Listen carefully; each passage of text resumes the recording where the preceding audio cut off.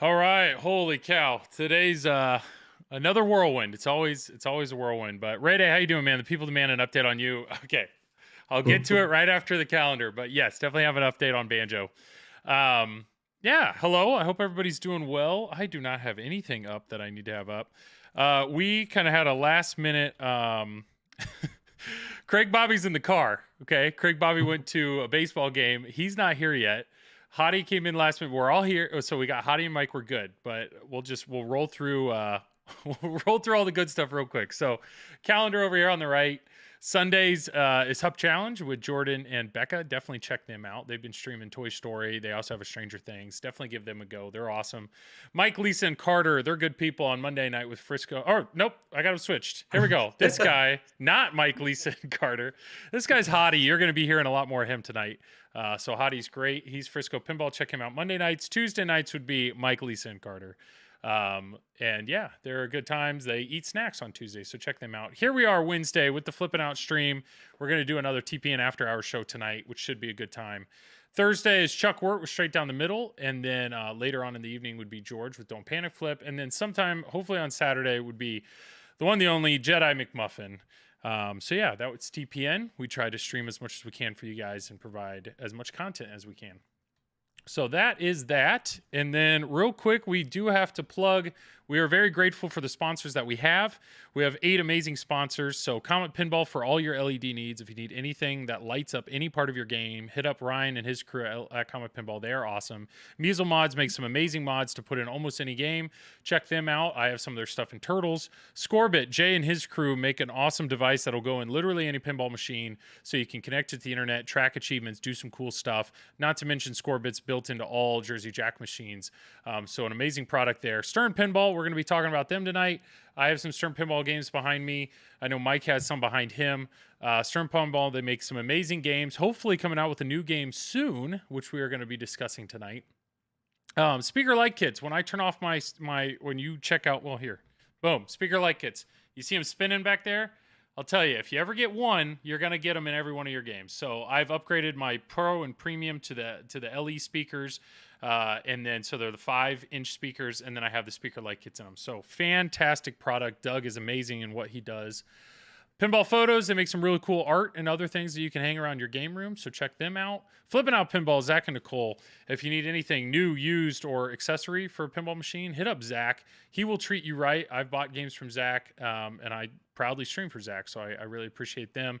And last but not least, Victor, the Pin Monk himself, Victor Ireland. He makes some really cool products, including the silent fan to put in your modern games, your Stern games, the flipper cooling fans to cool off your flippers, and some of the LED gel inserts to make your games look better. So that's it for that. So here we are. We're starting with 3. We're going to get to 4. But here are our guests for tonight.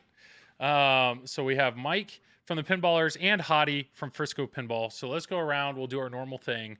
Who are you? What do you do? And then what was the last game of pinball we played? So Mike, you actually get to go second. Normally you're the third or like the fourth. But yeah, you get to go second. So yeah, go for it. Or first. I'm not going. Yeah. Hey, Yeah, I'll take you'll first. take first, yeah. I'll take first.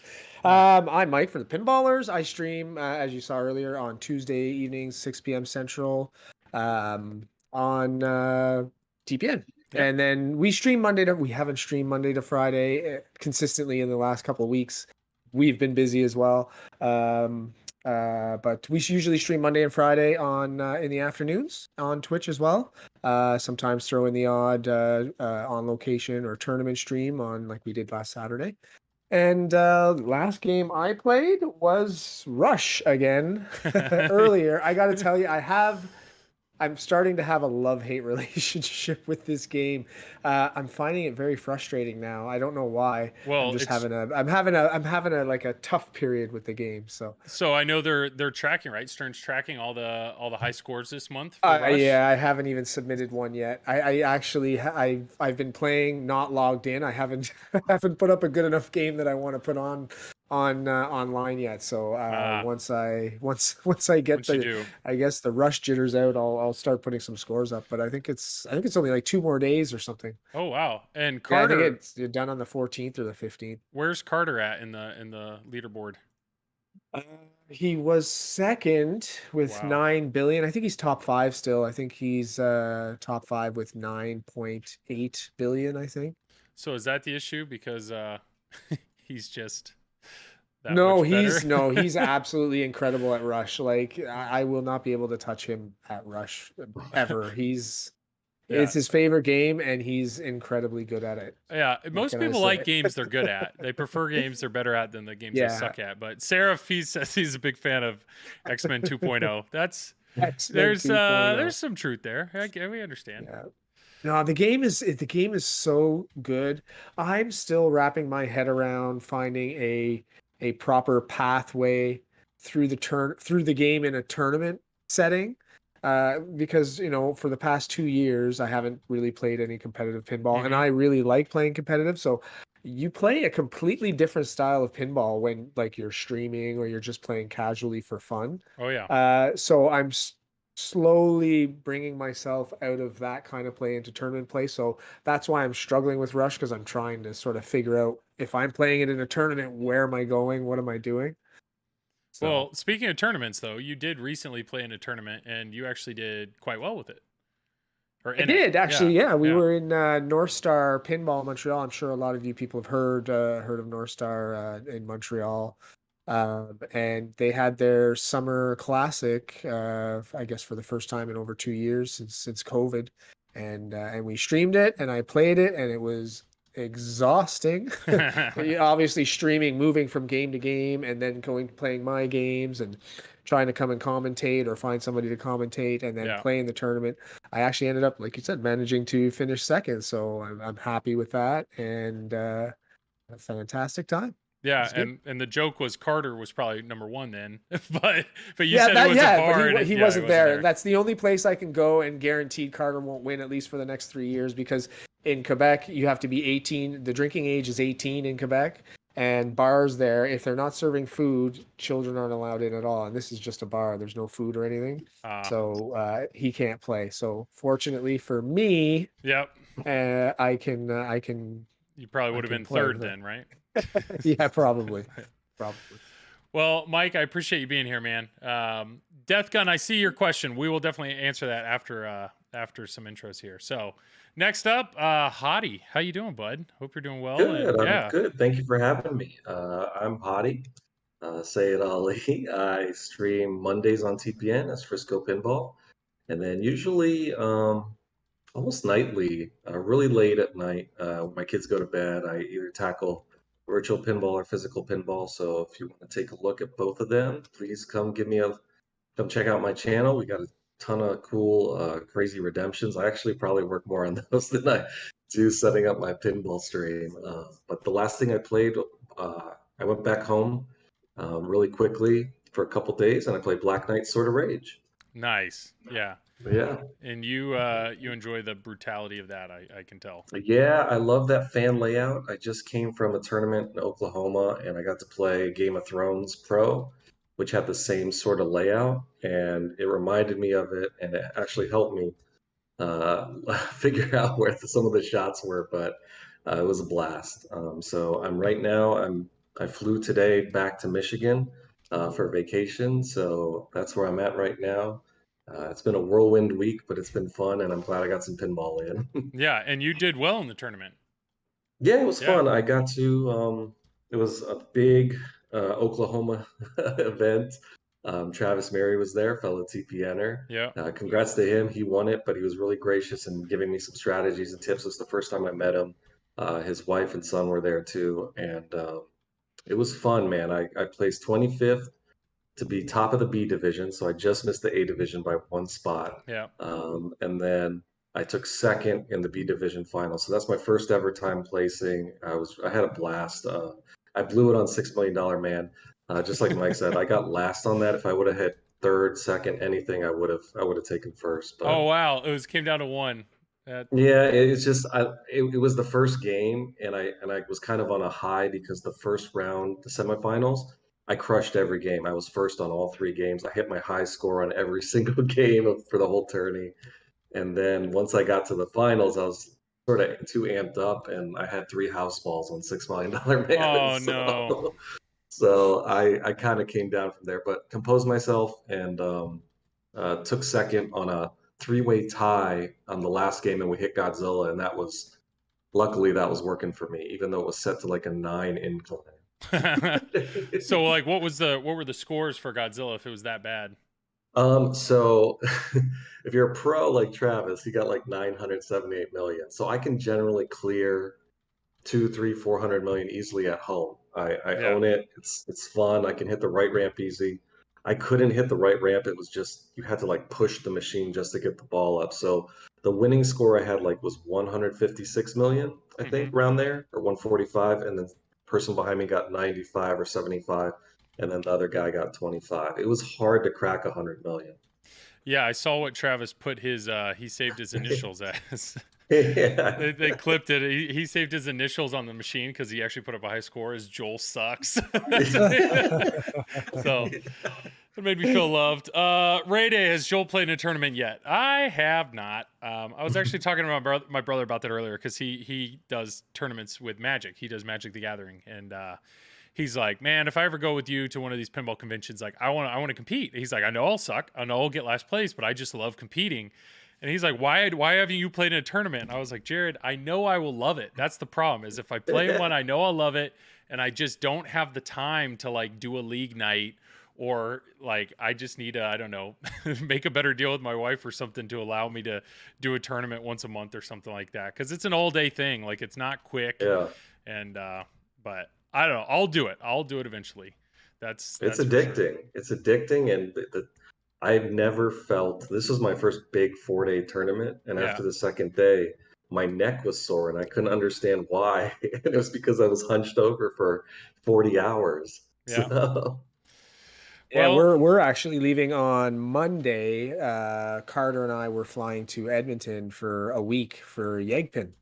So ooh, we're going to nice. Yegpin. We're gonna compete there. There's like 3 or 4 tournaments going on, but there's actually a mini Pinburg tournament going on. So it's the exact same format as Pinburg was, where you're playing 5 rounds of 4 games for 2 days, and then a playoffs with I think it's like 200 or 300 people actually playing in the tournament. So it's gonna be pretty big. I think Ray Day is gonna be there, and a lot of other high level competitors. So we're looking forward to it. Mike, you got to do me a favor. The Yegpin art I think is insane. Like Okay. the art itself that they've shown for the advertisements, I love. I love. With So the Yeti and exactly. yeah, So yeah, if they have shirts and they're cool, you got to hit me up and let me know Yeah. if I can get one from you, cuz I think they're awesome. Like I actually reached yeah. when they first advertised it, I reached out to them and said, "Hey, are you selling shirts for this?" And they go, "Well, at the thing potentially." I'm like, "Well, crap." Like I just think they're amazing. I don't know. I mean, most people when you get addicted to pinball, your entire wardrobe slowly changes into pinball related Yep. t-shirts. Yep. So, yeah. I was trying to purposely not wear something pinball tonight, and I really couldn't find much. Yeah, I'm wearing a Stern shirt. Yep. It's I've just got I've got a pinball shirts for tournaments I've never been to. Shout out to Chuck Wirt. He sent me a Cincinnati shirt. that's awesome. Yeah. So I think Ray said, "Oh, no go for me." Yeah. So we did originally have problems with our flights. They changed our flight by 4 days, so we were only supposed to be going from the 20th to the 25th, and then the airline sent, "Oh, we've changed your flight. It's now on the 16th." And we were like, "Wait, what? This is 4 different days." So we managed to get a flight on Monday. So we're actually going Monday a few days early, and we're going to help set up the tournament and help set up the show and everything too. So I will check for those shirts for you. Is that a thing that your your airline just changes flights by days? Apparently. Yeah, Okay, yeah. apparently. I Yeah. have not heard of that. All right. Insanity Falls Lane, how you doing, man? He's here tonight. Can't wait for that.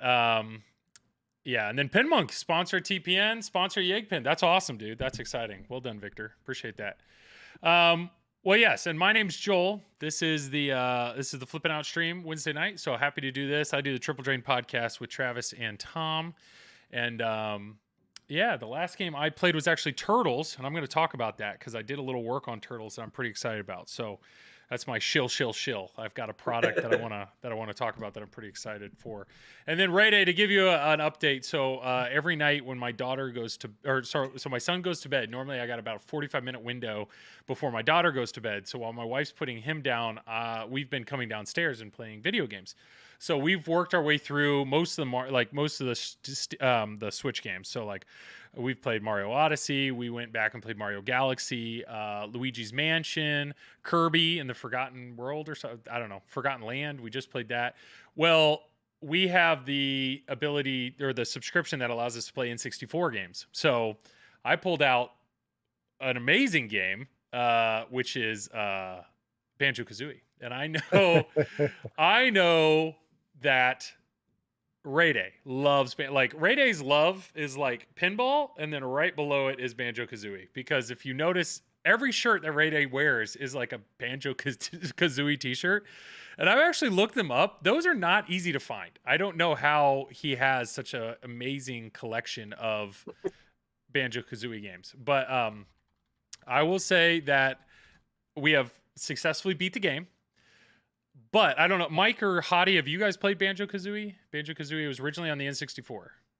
I have played it. I've never finished the game, but I have played the game. I know the game quite well. But Yeah, same. And I saw Travis's son wearing a Ray Day pinball hat at the tourney, and it was in the vein and font of Banjo-Kazooie. It said Ray Day pinball on it. So that's a testament to his love for Banjo-Kazooie. So Ray Day's logo it says Rareware. It looks like the Rareware logo, but it says Ray Day under it. That I helped him make that early on. So I'm all for it. I think it's awesome that he loves that.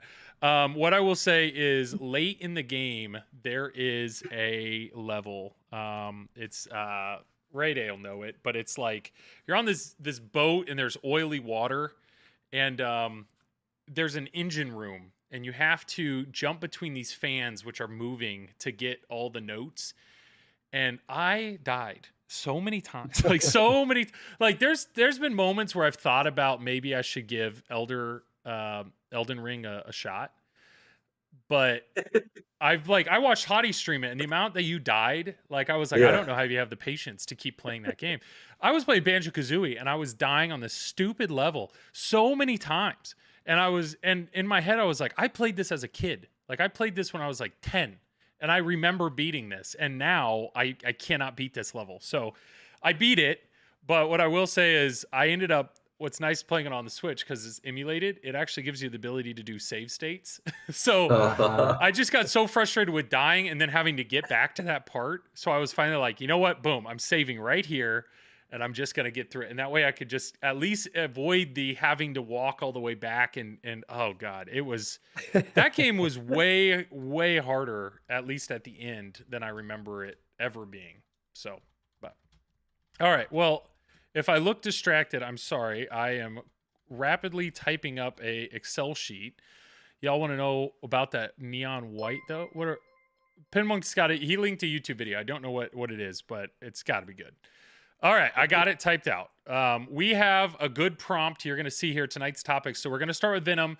We have a really good prompt, so stick around for that. The prompt is very simple. It's very simple, okay? So feel free to start thinking about it. But we know we had a lot of fun with if you could only have 5 games, which 5 games? Pinmonk linked it. Yes, the engine room. Oh God, anyways, I got through it. So the engine room, for context, is what he linked. Perfect. So here's the prompt for tonight, which is normally it was, if you have 5 games, what 5 games do you want? Well, this now is we listed 5 designers. So be thinking about this in the back of your head. The 5 designers are Pat Lawler, Steve Ritchie, George Gomez, John Borg, and Dennis Nordman. Those are your 5 designers. So the question is, if you can have one game from each of those 5 designers, what games would you get? So I actually have made in ACDC. Okay. Yeah. That doesn't quite fit the game. But just to give you a quick look here, let me see if I can zoom in here. Here are the 5 designers, and here are the 5 games. So feel free, and I don't know exactly how we are going to work our way through this, but I don't know if we're going to go one at a time or if we should just collectively talk through this. and kind of do a voting system. I don't know, but this is what we have. Hopefully you guys can see that.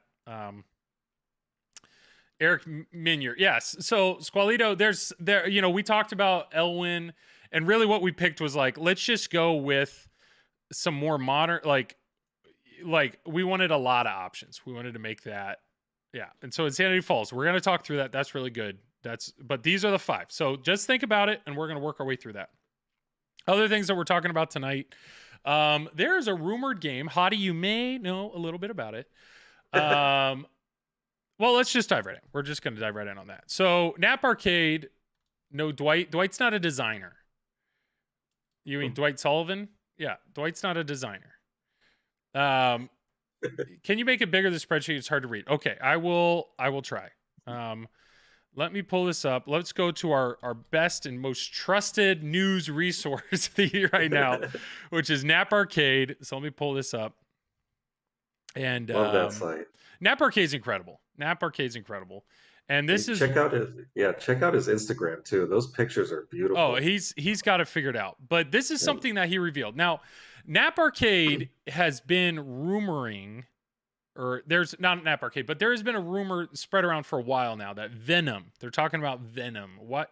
And this is, months and months this has been out. And I know, I'm a Marvel fan, but I'm just like, of all the Marvel characters, I'm really surprised, Black Panther, or even Doctor Strange. Doctor Strange has multiple movies.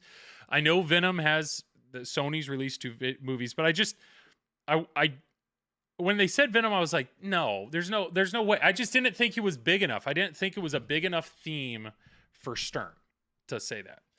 So I kind of always slightly dismissed the rumor.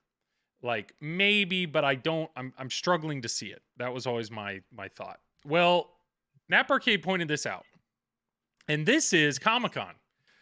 Comic-Con, they showed that this booth 3721, this booth there are 2 people planning on being in that booth, which are Stern Pinball and what is it right here? So there will be an Ozzy Osbourne signing in the Stern Pinball booth with special guests Todd McFarlane. And Todd McFarlane, Hadi, is who? Venom's father, yeah, so to speak. But there's so much to go along with this this rumor and this sort of this booth. So apparently there's a project that Ozzy Osbourne is working on with Todd McFarlane about his album. Yeah. I think it's something number 9. I forgot the name of it. And Patient Number 9 is his song. That's it. Yeah. And then there's also a character in the Venom arc where Venom it's Norman Ozzy, his middle name Osborne, becomes president of I think it's the United States or something, and then Venom has to. It's part of their sub-series, and there's just so much to Venom as far as the lore and the arc. There it is. Yeah. There's the president Venom, Ozzy Osbourne. So it kind of works out as far as what it could be and what could be involved in the theme of the pin. I was reading Pinside a lot. There's some people are like, well, maybe it's a home pin version. I'm hoping not. Maybe they would do your home. So you're saying like kind of like heavy metal. Yep. Exactly.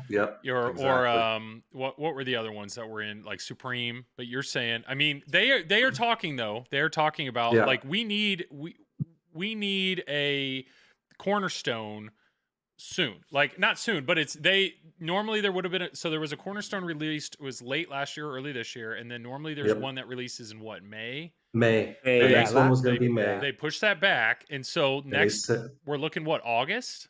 They said I think, hey, we'll see you in the summer. Okay. And then this date lines up with when they should be releasing their next announcement, whether it's a cornerstone or whether it's some sort of off-brand like the Kapow, the Batman 66 sort of non-cornerstone pins. But this looks like a cornerstone to me. Well, this is something I will say. I will say that I do a podcast. I do Just Another Pinball podcast. And one thing I really enjoy doing is kind of one-on-one interviews. And I've had a lot of fun interviewing. I've interviewed, Keith Elwin. I've interviewed Tanya and George Gomez, Scott Denisi. I've had a lot of fun with one-on-one interviews. I had reached out to a Stern designer, and we were supposed to have a conversation. It was supposed to happen soon, and they actually emailed me and just said, "You know what? Let's pump the brakes a little bit and wait until the next pin release."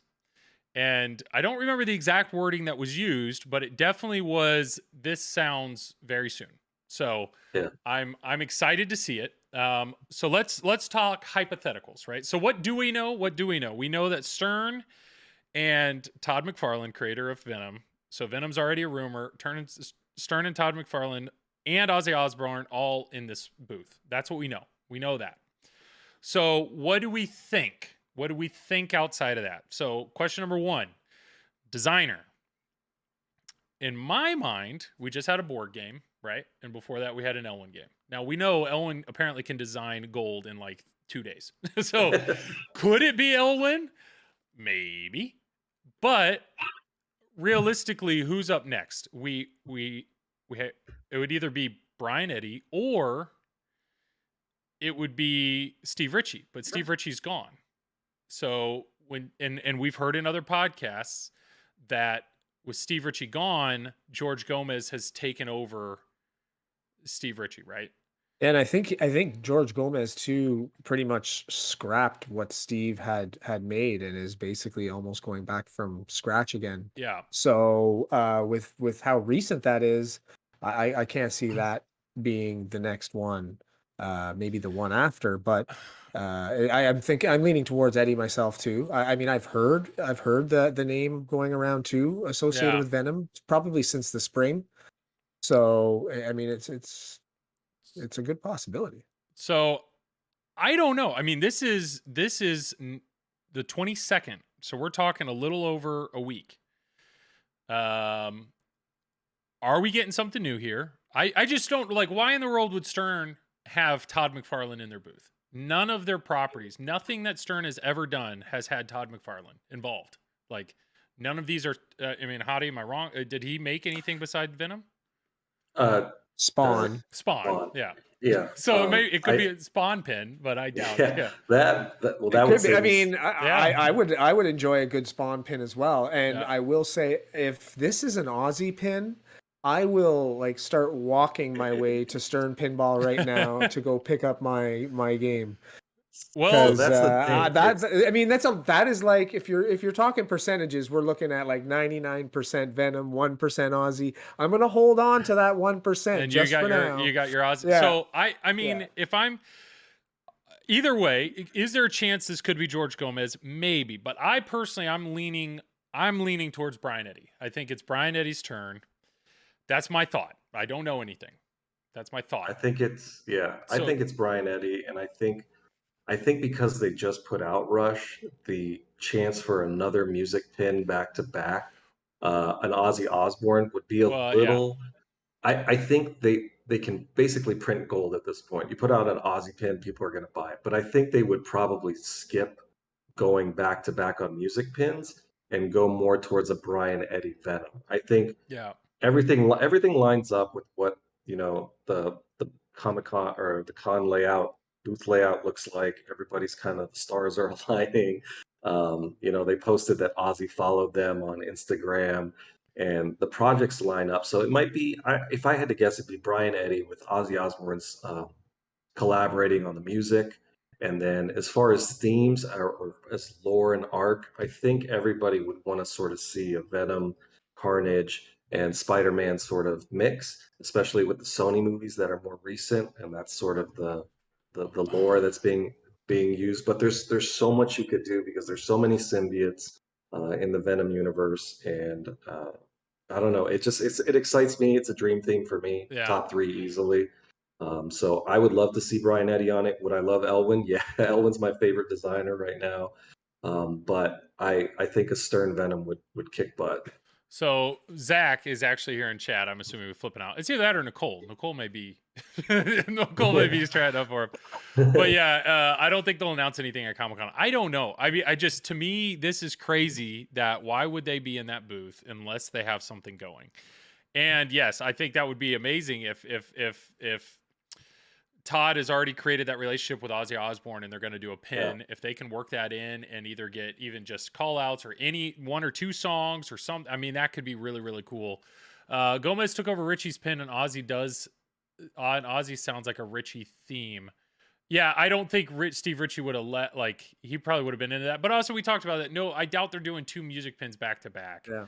But if you think of like Sword of Rage 2, you had the Slayer sort of backing and Yeah. soundtrack, and that sort of reminds me of what could happen here with Ozzy supplying a big part of the music and maybe some call outs to maybe a little Easter egg with him doing some crazy train or something. Yeah. Well, Like that. we were talking about something on stream yesterday, and I forget who brought it up. I think it might have been Carter, but they so Eminem, everyone knows Eminem released a picture of his album cover, which is the back glass of a Yeah. pinball machine, and so Venom being released, and then Eminem provided music to the movie Venom, and there's actually Eminem has a song named Venom, which is the Yep. theme song to the movie.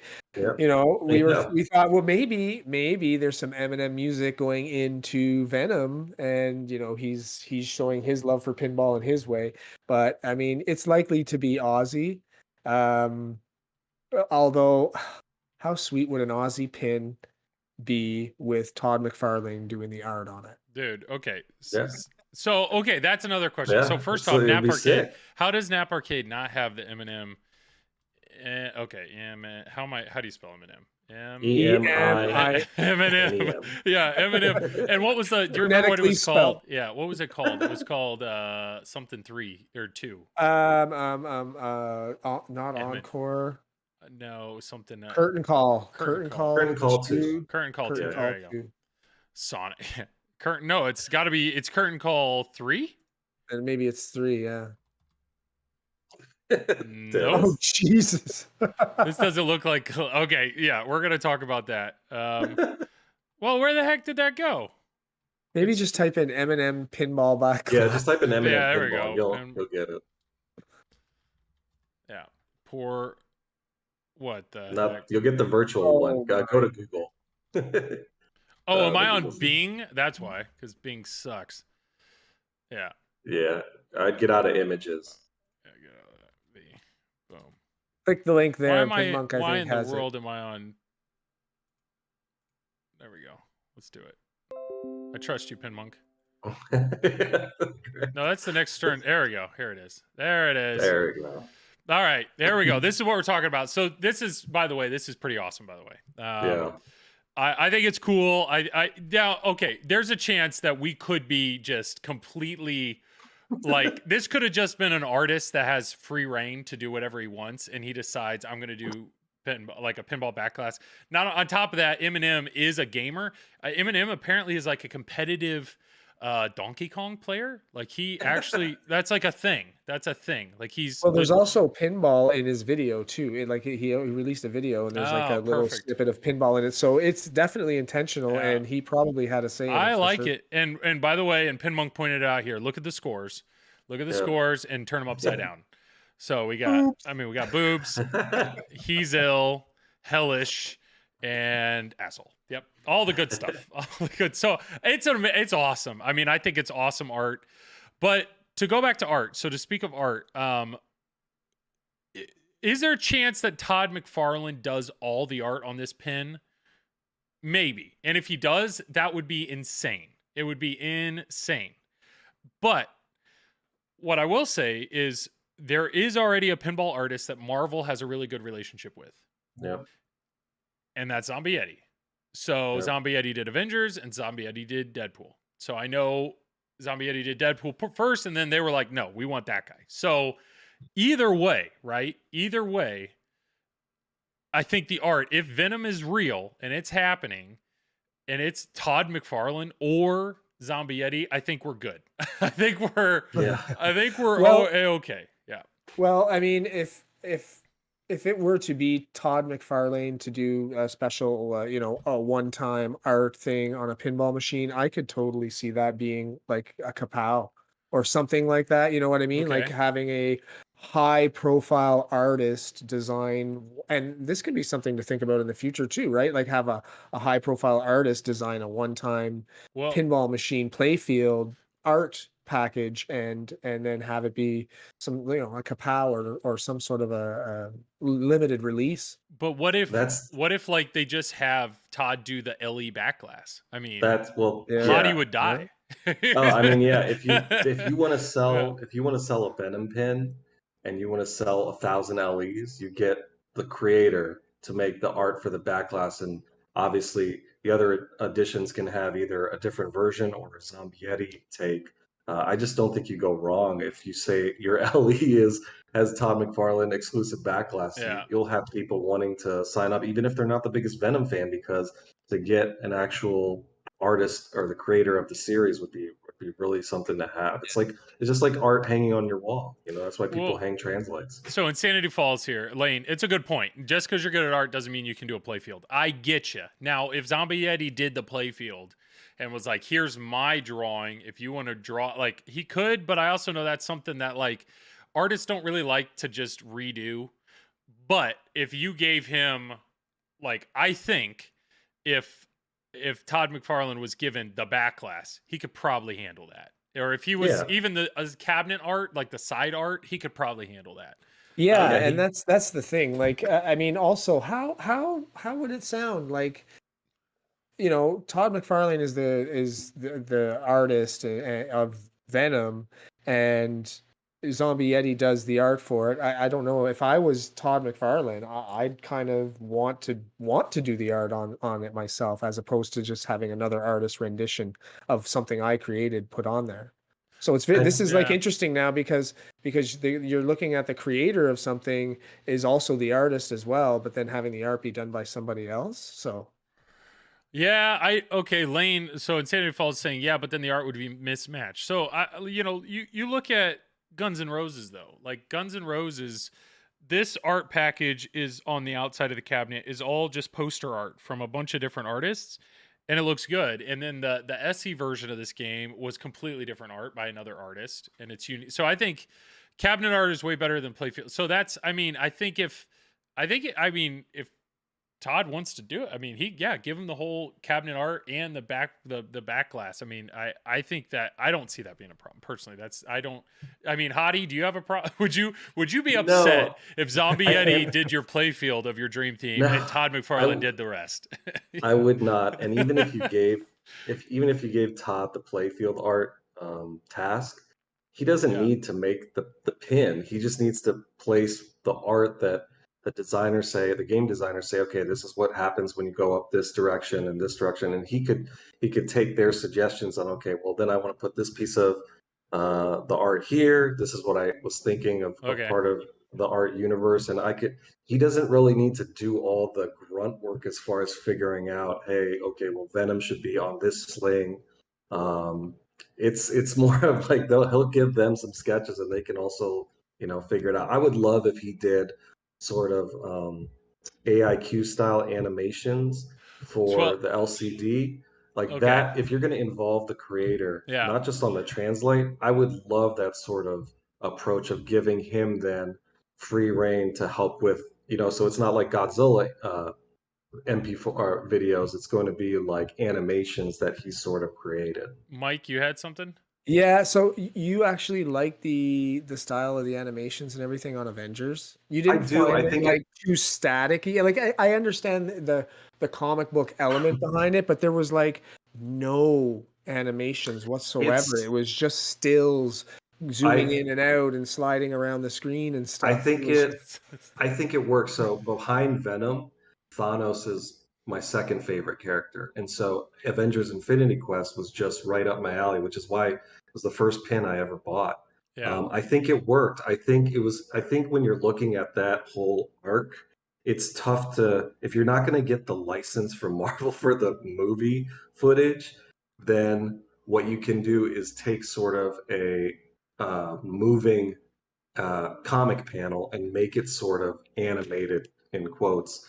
And I really liked it. I know there it could be. I know it could have they could have done a different approach, and I probably just inherently biased. I would have loved it, but I enjoyed it a lot, and I still enjoy it. So if they did that with Venom, I would be super happy with it. So Would I like real animations? Sure, but I'm not gonna expect them to pay for yeah, a lot of animation work is expensive. what I was gonna say though is like, so it's Trampanchi. How you doing, buddy? It's he said the 2D animations in Avengers were better than 3D Turtles. I think I kind of disagree. Actually, I don't mind the 3D Turtles. In a perfect world, when you swap out the code, the Turtles code with the clips from the old show, like I like that. That's pretty cool. But this is I mean. I think we all agree. I think we all agree that we don't want the Venom movie. We don't want movie, right? No. We don't. Well, no, Hottie, just Hottie, I mean, here's the Hottie. deal. I like the first one, Okay. but if I'm having a dream thing, it's got to be Venom. Like the Yeah. comic is everything to Okay. The only thing I'd want from the movies is the Eminem Venom song me. somewhere in the game. That's Okay. it. That's it. That's So it. if it's not the movie, is there any recent like Venom actual drawn or anime related movie that's come out recently? Because like, is there any way that they could actually pull some sort of animation clips from some previously made movie or show that you know of, Hadi? I mean, that's my only thing. I'm glad you like the Avengers animations, but they didn't win any awards, right? I mean, No, yeah, they weren't incredible or loved by all. And that's yeah. just to me is I think there's a chance that it could be done better.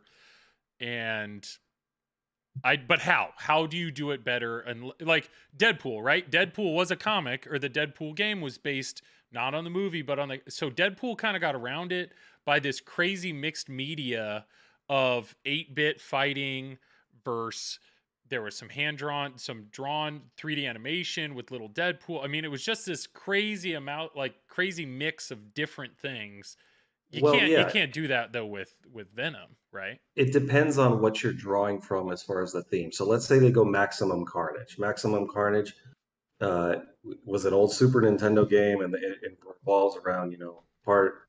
I don't remember if it's canon or not, but the story of Carnage, Spider-Man, and Venom. So you got, let's say, assets there from an old video game. You could sort of mimic the Deadpool approach and do a hybrid mixed media. Hmm. But if it's revolving around Carnage, Venom, and Spider-Man, I think there are enough assets that where you could get some sort of.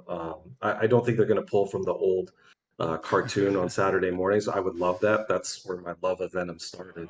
But I think if you were to go in that arena of the lore, you've got enough to grab from and not just do stills.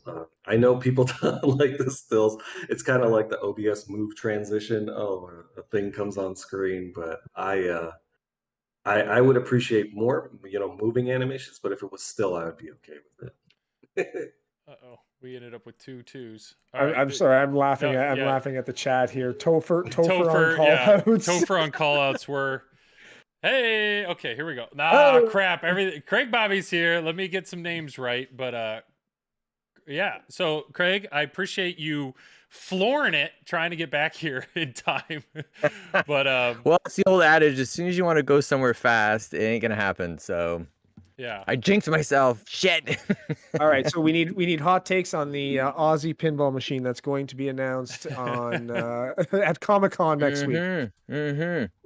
Well, I'm more interested in this thing now than I was a month ago. That's for sure. And as soon as I start to hear, Todd McFarlane and Ozzy Osbourne, I'm way more interested in this, in the possibilities. Now, ultimately, I'm a bit skeptical as to what is going to happen here, and what they're truly going to reveal. Anyway, it'll be interesting to see. I think it'll be a real home run if they can get those two guys on board. Certainly, I think even just the press releases is causing them to get more interest than maybe they would have otherwise. So it'll be interesting. Again, I'm all ears to hear and see this thing. I wasn't sure if it was going to be a Gomez pin or what was going to happen, and I kind of forgot that Eddie wasn't even involved in this thing. I mean, so. I would be fine either way. My Mm-hmm. problem is if it's Gomez, that means it was Richie, and Gomez has already said that he's like scrapping Richie's design. So I think it's awesome what he did with Deadpool, but at the same time, and he did that. I think normally it's like 13 to 15 months to design a playfield. No, it's like a game, like a whole game cycle is like 13 months. I think, I don't know. Well, what they did in Deadpool, they did in like 8 or 9. So it's incredible the game that they made in such a short period of time. But I don't think anybody wants, like, nobody wants that. Nobody wants a rushed game, you know? Like Yeah. in Deadpool, there were characters that were cut out because they didn't have enough time. So Maybe it's just another Spider-Man Vault, except they're just calling it the Venom edition. And Hadi would probably buy Steve it. Ritchie. Yeah. It fits the. So I'm hoping that it's Eddie. That's my hope. Just because he's had more time. That's the only thing. If it's Gomez, I have no doubt that Gomez, it would be good. Like what he does is good, but I would prefer Eddie. Now, with that said, if we think of the Brian Eddie games, you got Attack from Mars, boom, fan layout. You got a Medieval Madness, boom, fan layout. You've got Stranger Things, fan layout. Mando, fan layout, everything a little closer. And then you have the Shadow, not a fan layout. So my only hope is if this is Brian Eddie, that it's not a fan layout. I mean, It's the not fan going layouts to are be. good. Yeah. I hope. I don't know. I mean, I can't see it being, because that has probably been the biggest complaint about his designs is they're all, you know, fan layouts, but with the exception of Shadow, which is a very creative, very So fun good. game. If you haven't played a Shadow, check it out. It's so It's good. actually a really good game. But it's just I think that maybe there's a little pressure for him to maybe come out with something a little original. I just have to feel that. I know Stranger Things has done well, and I don't necessarily believe that has to do with the layout only. I mean, the rules, the theme, everything else really, really helps propel that game into the upper echelon and where it is now. But I just think that he is probably, and this is just speculation, obviously, feeling pressure to maybe come up with something not so fan layout. Yeah. I can only hope, and if I could ask for one thing, it would be bring back the Shadow diverters. the diverters, Oh, yeah. the diverter that is built into Shadow that you can control with a button is insane. It's so great. And so if that, like, fine, if people say that like Stranger Things was basically Attack from Mars remade, or like he's kind of pulling from his other stuff, fine, just pull the Shadow diverter. Put that diverter in a game. It's such a satisfying, like, swap. It's so great. I don't know, I hope you've all played Shadow. Chat, if you haven't, give Shadow a shot. It's awesome. It's awesome. The movie sucks. Shadow, yes. We played it last night. I was interviewing a creator of an old sound package, and we were playing the virtual version. It's amazing. It's a lot of fun. But you've got to play when you get a chance to play the real thing. It's awesome. They probably have a lot of leftover buttons from months. It's not. I doubt it's the buttons. It's drilling that extra hole. But well, I get it. I don't know. Either way, I will say when originally, like I said at the beginning of this, when they rumored that Venom was a possibility, I was kind of like, meh. But what I'm seeing here is if there's a chance Todd McFarlane's involved, A+. If Zombie Eddie's involved, A+. If Ozzy Osbourne's involved at all musically, A+. Brian Eddie, I'm ready. Like, his layouts aren't bad. I'm not complaining. That's all good. Let's see what he does. The last kind of big question mark, though, is designer, right? And who do we have? Like, I know Ray Day and Timmy are still, they just finished up Rush. Keith Elwin's got his own crew, right? So Dwight just did, I mean, Dwight's last game was Mando. So are we on?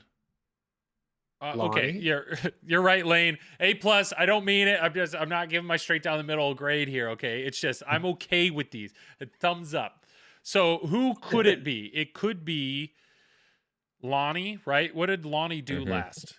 Guardians? No, he did Stranger Things. I Okay, believe that's the okay. last one he did, Stranger Things. Mhm. So you got Lonnie, or you have Dwight, or Tanya. When I interviewed Tanya and George, there was discussion on Tanya having another project coming up.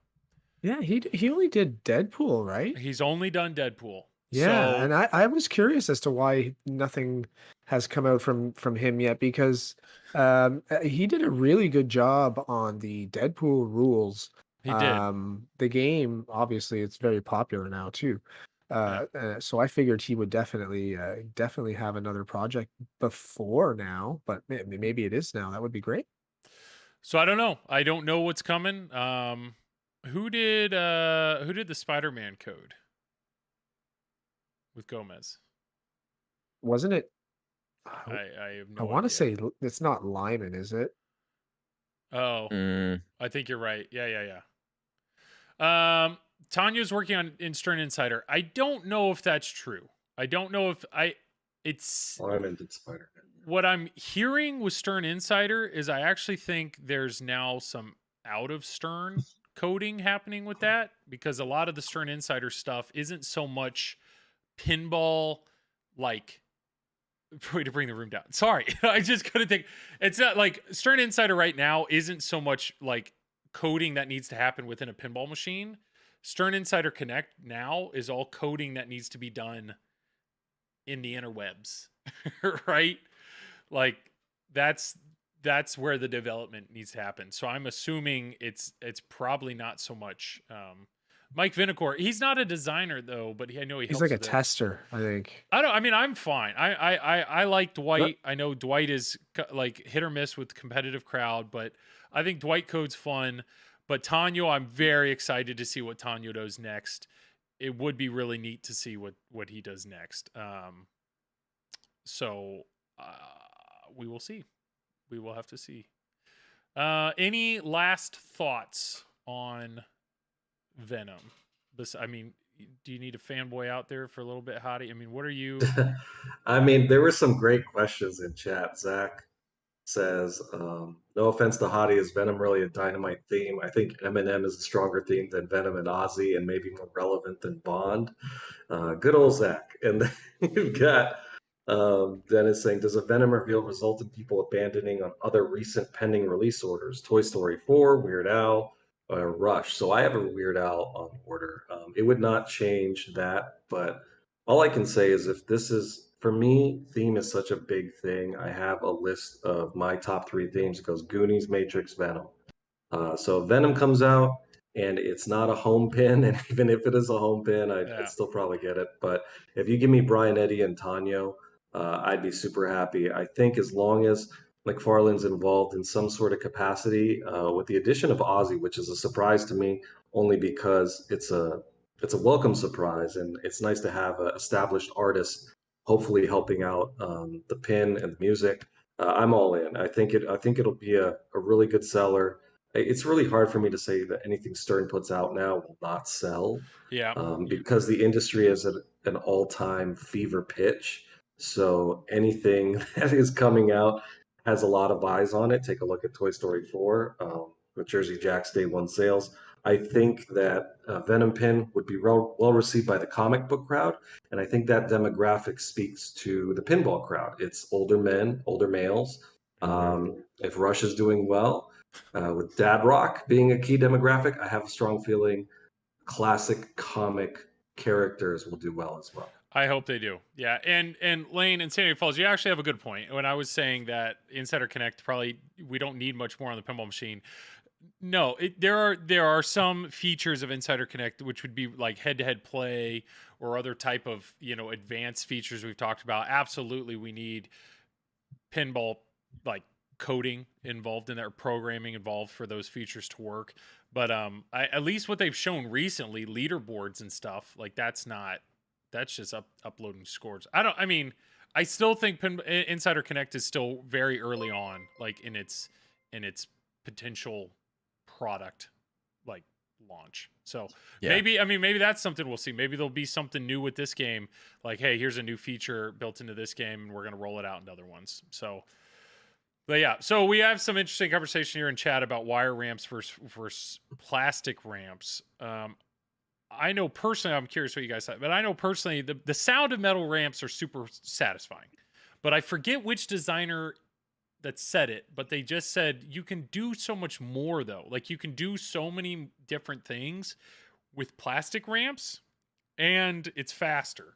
So what do you like? Think about Godzilla though. When you go up the left ramp, it goes through the building and does the loop around. Like that loop was thrown in there to slow it down. Like if that would have been a plastic ramp, it would just like woo. But you give Dennis Nordman, give him some plastic ramps, and he's gonna make some cool stuff. So, I don't know. We'll see. And I don't know. Any of you guys have a have a crazy thought on metal versus plastic ramps? I mean, ramps are tending to go towards the metal. I do agree that I do like the satisfaction of a sound as the ball's going around a metal ramp. Yeah. But notably Guardians, actually, I really enjoy the ramp shots on Guardians, and they're really nice and smooth, and it's plastic. Yep. And when you hit those ramp shots, you hear nothing. It's just the balls like whooshing around the ramp. So fast. It's not kinetically satisfying, but to see the ball whip around the plastic, like it's also good. So I guess it depends on the form that you need in the ramp. Yeah, and I mean, like my Turtles is kind of a half and half. Like the first going up the ramp is plastic, it loops around as plastic, but then all the wire form to get back is metal. So I don't know. I don't really like. I think people always looked at plastic though as a cost cutting measure, and when they were very basic shapes, you're probably right. But now people are doing a lot more with it. But and over time, like I think the old ramps used to yellow and fog up and look kind of shitty after a little while, and that I just think on first glance the wire forms seem a little more high end, a little more sparkly, you know. Although those Tron ramps are pretty good, when they get those LEDs on those things, or I don't know if that's an aftermarket thing, or if that was only in the LE version of it, but it works on that game as well, just because it's such a nice modern sort of look to it, I would say. Well, I also think so. I want to give the designer the benefit of the doubt. If they're picking plastic ramps over metal, it's probably a design choice. With that said, though, Mando, the pro plastic ramps across the playfield, premium LE metal ramps, like metal wire forms across the playfield. So it's like, okay, and that's not a speed thing. That's got to be a cost cutting thing. So I don't know. There's pros and cons, but I don't think I'm not out. Somebody in chat said I'm in as long as it's metal ramps, and it's like I'm not gonna put a purchase requirement on that. Well, if it is Brian Eddy, I'm going to guess that the ramps are going to be plastic, because since he came to Stern, Stranger Things, and Mando both have plastic ramps. So maybe he has a preference for plastic ramps. But although Shadow was metal, Shadow was the only, I believe that might have been the only game that his were metal. Yeah, everything else he's done have been plastic ramps. We probably do need to clarify it. So there's ramps that's getting the ball up, and then there's the ball returning. Those would be the habit trails or the wire guides, right? So like on Turtles, plastic ramps up, metal to return it. So you hit Metallica, you're hitting metal ramps. Yeah. You know that sound. But you're saying you do Guardians, it's plastic the whole way. So it's just all the way around. Yeah, it's all plastic. Yeah, I get you. Yeah. Well, let's do this. So we're a little over halfway. We're going to do everybody's favorite thing, which is our sponsor video. But before we go to sponsor video, I'm going to show this spreadsheet one last time so you guys can start thinking. Because when we come back from this, we're going to start talking about this. Let me do this. Boom. I don't know. Get out of here. All right. Hopefully you guys can read this. But this is our prompt, right? So here's the prompt. These 5 designers, 5-pin collection. You have to pick 1 pin from each designer. So just start thinking about it in your head. So the 5 designers are Lawler, Ritchie, Gomez, Borg, Dennis Nordman. Those are the 5. So Lawler, Ritchie, Gomez, Borg, Norman. So think about that. Feel free to chat about it. We're going to do the quick video, and then we're going to come back, reconvene, and talk our way through this. So here we go. Enjoy this video.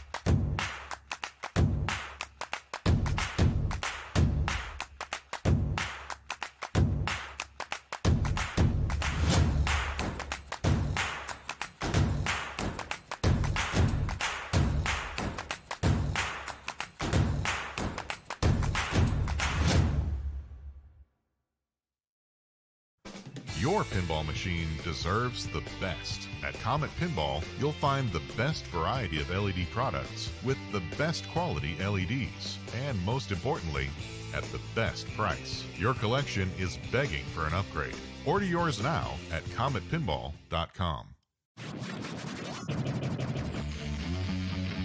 Scorbit is excited to announce Achievements, the latest in an amazing series of features available to thousands of connected pinball machines around the world.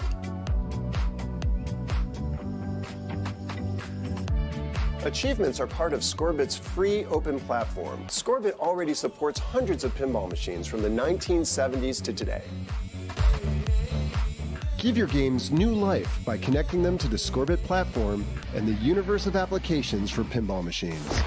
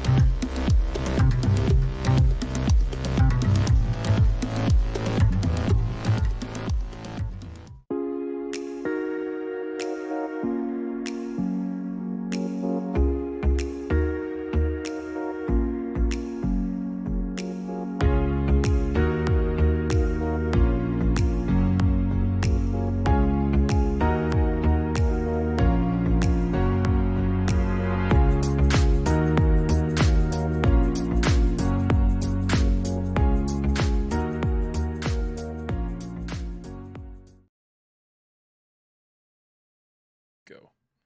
All right, I think we're back. Thank you for everybody that stuck through that. I appreciate that. But truly, we are very appreciative of our sponsors. We have 8 amazing sponsors. You guys just saw the video, but just rattle them off real quick. Comet Pinball, all your LED stuff, anything LEDs, hit them up. Measle Mods, I have some in my Turtles. They make some amazing mods for most modern games. Stern Pinball, they make some awesome games. We've just talked about them for the last hour. We're excited to see what's coming out next. We have Doug Speaker Light Kits. You can see them literally behind me in my games. I am a big fan of how they look. Pinball Photos, check them out for all your. They produce some really cool high quality images that you could hang in your rooms. Scorbit, I have Scorbits by default in all JJP games, but it's also a board that you can put. I have a Scorbit board in my TNA. It puts it on the internet, and then I can compare my scores with other people, and it's pretty slick. and flipping out pinball. I am very grateful for Zach and Nicole for letting me stream for them and letting me borrow games. But hey, if you're looking for a new or used game or any accessory, hit up Zach at Flipping Out. I think that's all. Oh, Pinmonk. Ha! How did I forget? Okay. Victor's in chat.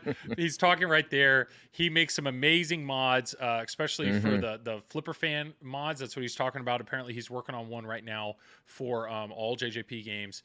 So reach out to him. I actually have his fans in all 4 games behind me. I truly believe in them. If you're playing for over like 30 minutes, some other games even less than that, you're going to start feeling your flippers get weak. They're awesome, not to mention the silent fan mod that he does and makes the Stern games silent. It's fantastic. Now, with that said, here, calendar, boom. Becca and Jordan on Sunday, Hadi on Monday, Mike and his family on Tuesday. Here I am on Wednesday, Chuck Wirt on Thursday with George on Painting Football later on in the evening, and Jedi McMuffin on Saturday. I have a little show and tell, okay? So I did something last night. There is a new product out there, and I'm going to show it right here. This is my shill. There's a new product out there right here. This precision flipper system. Have any of you guys seen this? Have you guys seen this product? No, I have not heard of it. These are metal flipper bats. And the question is, why? Why does anybody need a metal flipper bat? His whole thing is twofold. The way that you adjust a flipper bat. So here is a flipper bat right here. You can see it's plastic. It's got this metal rod. It goes through the play field, and then you have to squeeze or clamp that flipper in exactly the right position. So I'm assuming you guys have all done this. Maybe you haven't. But it is a pain in the butt because you're looking at that hole and you have to squeeze it tight. I mean, tight on there to get that. So that's a normal plastic flipper bat. Well, this guy makes these precision flippers, which I think are cool. I think he has the metal, the ionized, and then the ionized colors. I was like, those look pretty cool. How often are you adjusting your flippers? Not a ton, but man, that would be really useful. I don't know. But the thing that really surprised me is he sells another thing here, this precision flipper shaft bushing. And so what he was talking about was the fact that a normal plastic bushing has slop in it or play. So this dude made new bushings completely out of metal. And I was like, probably something that's not needed. That was my thought. With that said, though, I have my turtles. My turtles, I've never been able to backhand the left ramp. I had a previous turtles. It had some art issues in it, and Zach and Nicole at Flipping Out hooked me up with a new one. So these are not bushings. Yes, these are. So here is a plastic bushing. And this is what, and maybe I'm using the wrong words, but here, I'm going to go to this. Plastic bushing. This is the normal, like if you actually do this and you wiggle it back and forth, it actually has a decent bit of nylon. A decent bit of like play there. Or play in it. Yeah. You go to this bad boy, and it is like, there's nothing. I mean, but is there friction? There's no friction when you. I asked him about that, right? And I was like, "Why do you want metal on metal? Like that seems like a problem." I mean, this thing. So he does recommend the tiniest bit of like lubrication, whether it's a like an oil, silicone, or I forget exactly what he recommended. But I will tell you, I did this last night, and this thing spun for days. So it's like, okay, I don't know. That's a long-term thing. But what I will say is I reached out to him and I said, I am very curious about this product. And I was like, is there any way that you'd be interested in sending me one and letting me try it out? I'm happy if I like it. I'm happy to show it off on stream, and I'll leave it in my game because I know people will ask about it. So now we're putting liquid and fliquid. I know. Don't worry, Lane. I was questioning the same thing, and I'm waiting to hear wax is better than lubricant. So I had that super lube, that little like dropper. I just literally did the tiniest little bit, but maybe there's a better lubrication to use. But this is what's awesome is you put you install the bushing like you normally would. Bam, screw that in. This guy though is the top of the mech, and it's just a screw. So this is screwed in with an Allen key. But this guy right here, you put that in there, drop that in, bam. And then normally I recommend, where did I put it? You can buy these from Marco. This would be your playfield wood right here. And then you put that in like that. So there's just the tiniest little spacing, right? That's what you normally do on a flipper mech. You guys have done this before, right? Yeah, because otherwise, if you don't have that little gap, that tiny little there's gap. a chance that flipper's just gonna rip your playfield up off. You want it off the playfield. I see. So it gives it just that tiniest bit of vertical spacing. But what's great is it does not matter which direction where this is at. It does not matter. It does not matter at all. Tighten it down, you move on. And then what's awesome though is when you go to install the flipper, here's the flipper bat. It's metal, it's super light. Allen key, Allen wrench am I saying the wrong words?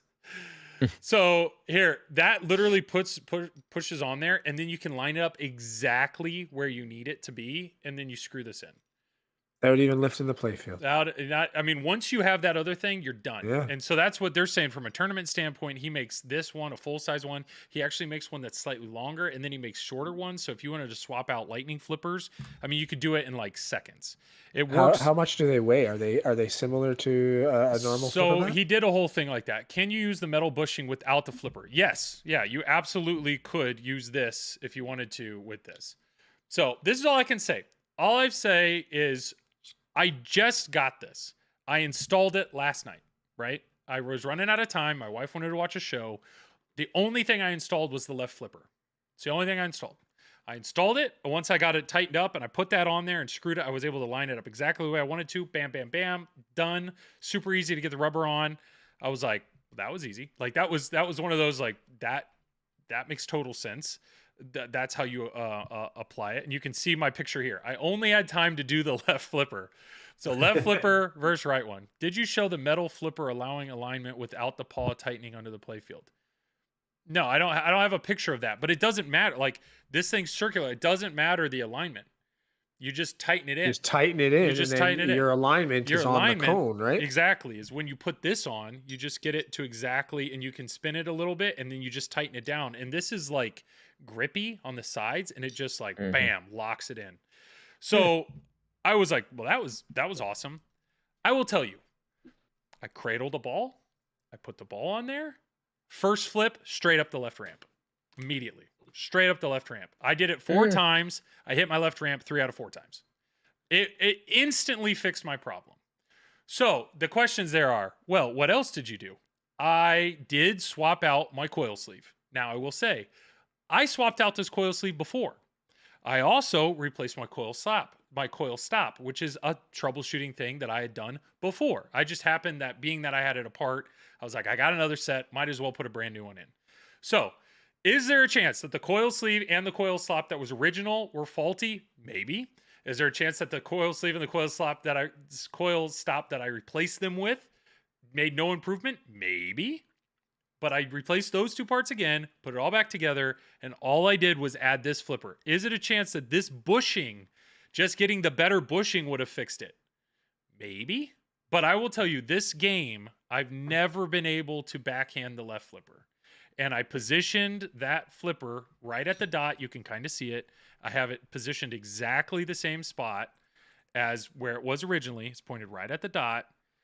But with this new system, I can now backhand my left ramp. So I don't know. I will have, this will be a long-term thing, kind of continue to test. I'm going to see if there's any wear. I get it. It is a little slightly concerning of having metal on metal.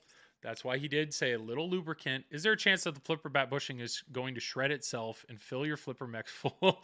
It'll eventually call it to fail. Almost definitely. Maybe. I don't know.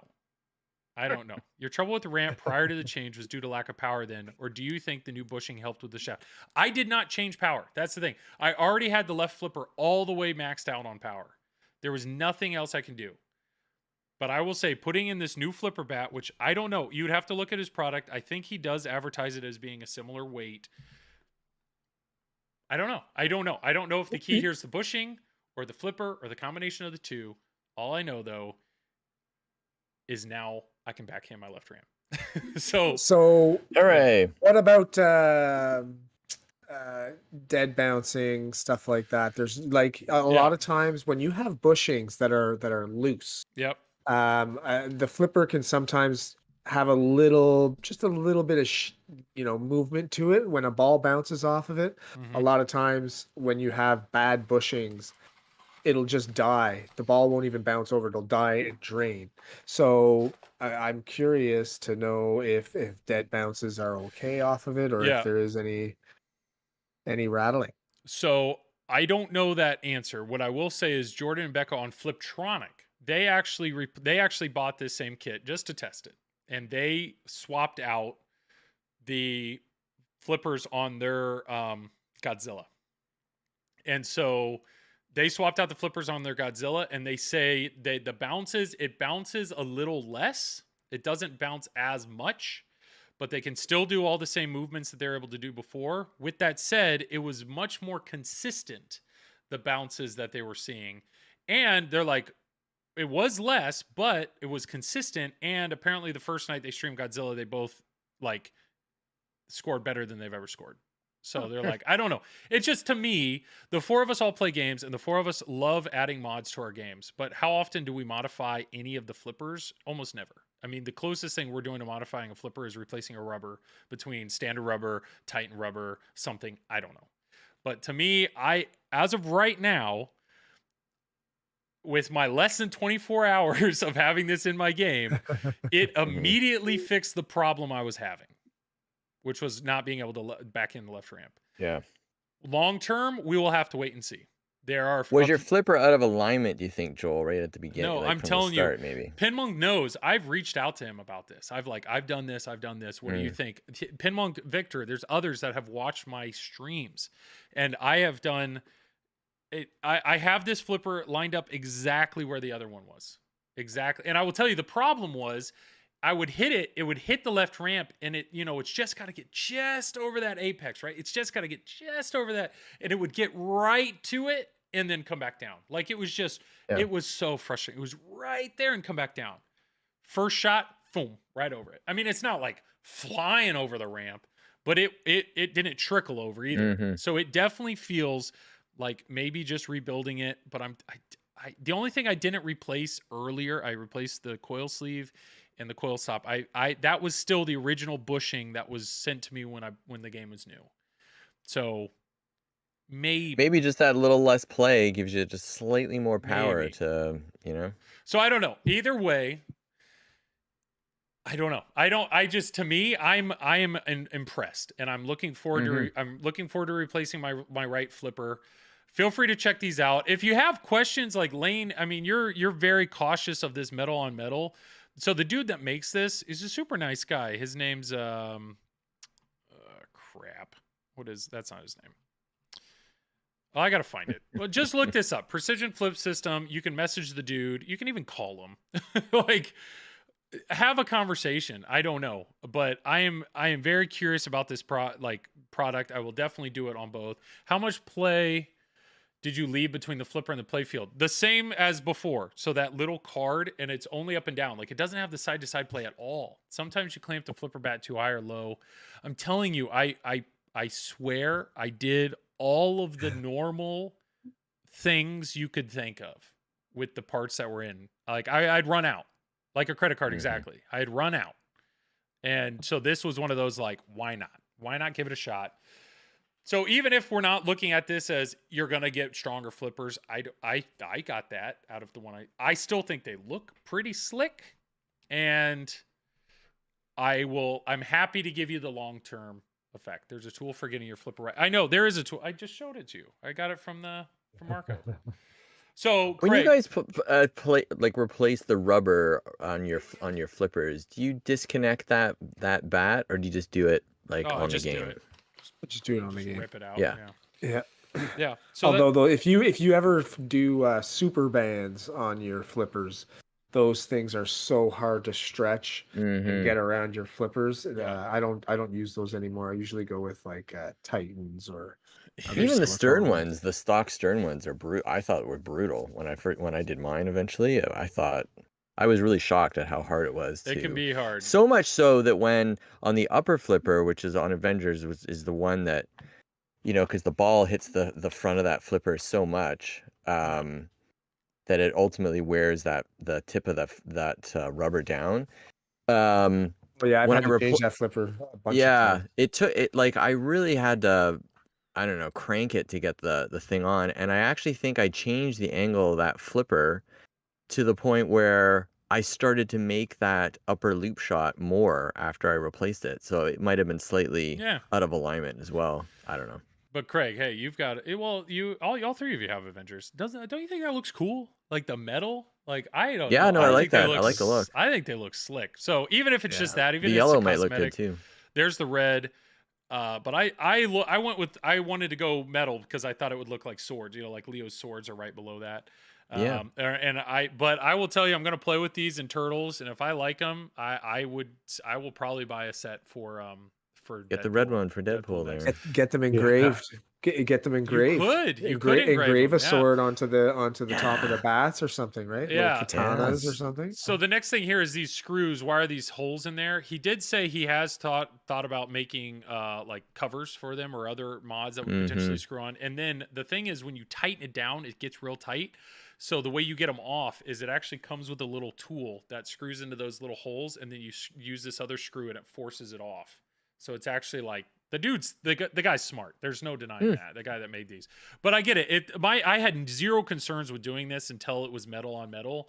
But I sent him a message and he came back with a really good reply. And Berto's here saying, yeah, dry Teflon lube. There's got to be something. There's got to be something. I mean, there are plenty of things that we interact with every day that's metal interacting with metal. So yeah, or like a graphite or something like that. There's plenty of things in pinball that metal acting on metal, like the coil stop hitting the plunger all the time when you flip on all the coils. Yeah. So here's my shill, and I'm just I will say. I mean, I reached out to the guy. He was very nice. He sent me a set, and I'm happy to try them. All I can say with all honesty though is I do think they look cool. And I now can backhand my left ramp. That's all I can say for certainty right now. We will see where this progresses. So that's the end of my shill. But check them out. Check them out. And if you buy a set, tell them you said you got them here. Why not? So the bushing's 12. What's the bat worth? Sorry, the bushing. So the flipper bats, if you just buy a kit, so 2 flipper kits, $70. I mean, these are like handmade. Like not handmade, but they're very... like machined. They're definitely very machined. Yeah. And then the bushings down here are 21 for a set, I assume. Is it just one bushing? Maybe it's not. Maybe it's one per bushing. 21. So not cheap, but it, like I said, it fixed my problem. Check it out. If you guys have questions, hit him up. Super nice guy, and we'll go from there. So, all right, here we go. Let's dive in here. So we talked about this a little bit on the break. We want to break this down. Once again, it's if we had the ability to pick one game per designer to build our home collection with, which game would we pick? So we'll just go left to right. So Lawler, from recent to old. Toy Story 4, Willy Wonka, Dialed In, CSI, Shrek, Family Guy, NASCAR, Ripley's Believe It or Not, Roller Coaster Tycoon, Monopoly, No Good Gophers, Safecracker, Roadshow, Addams Family, Twilight Zone, Funhouse, Whirlwind, Earthshaker, Banzai Run. Let's go with Hadi. We'll work that way. Hadi, which one of Lawler's games do you want in your collection? This is an easy one for me. Lawler has made my all-time favorite pin, and that is Whirlwind. It has the speed, the great shots, the 2 multi-balls. When I was a kid, my first introduction to pinball was Whirlwind, and when that blast of wind hit you, I thought that was the coolest advanced technology I've ever seen. So one day I will own a Whirlwind, and that is my all-time favorite pin, so I'm going with Whirlwind. All-time favorite pin. Wow, that's bold. That's a bold. Craig, which pin are you taking, and why is it not Whirlwind? I think I'm going to take...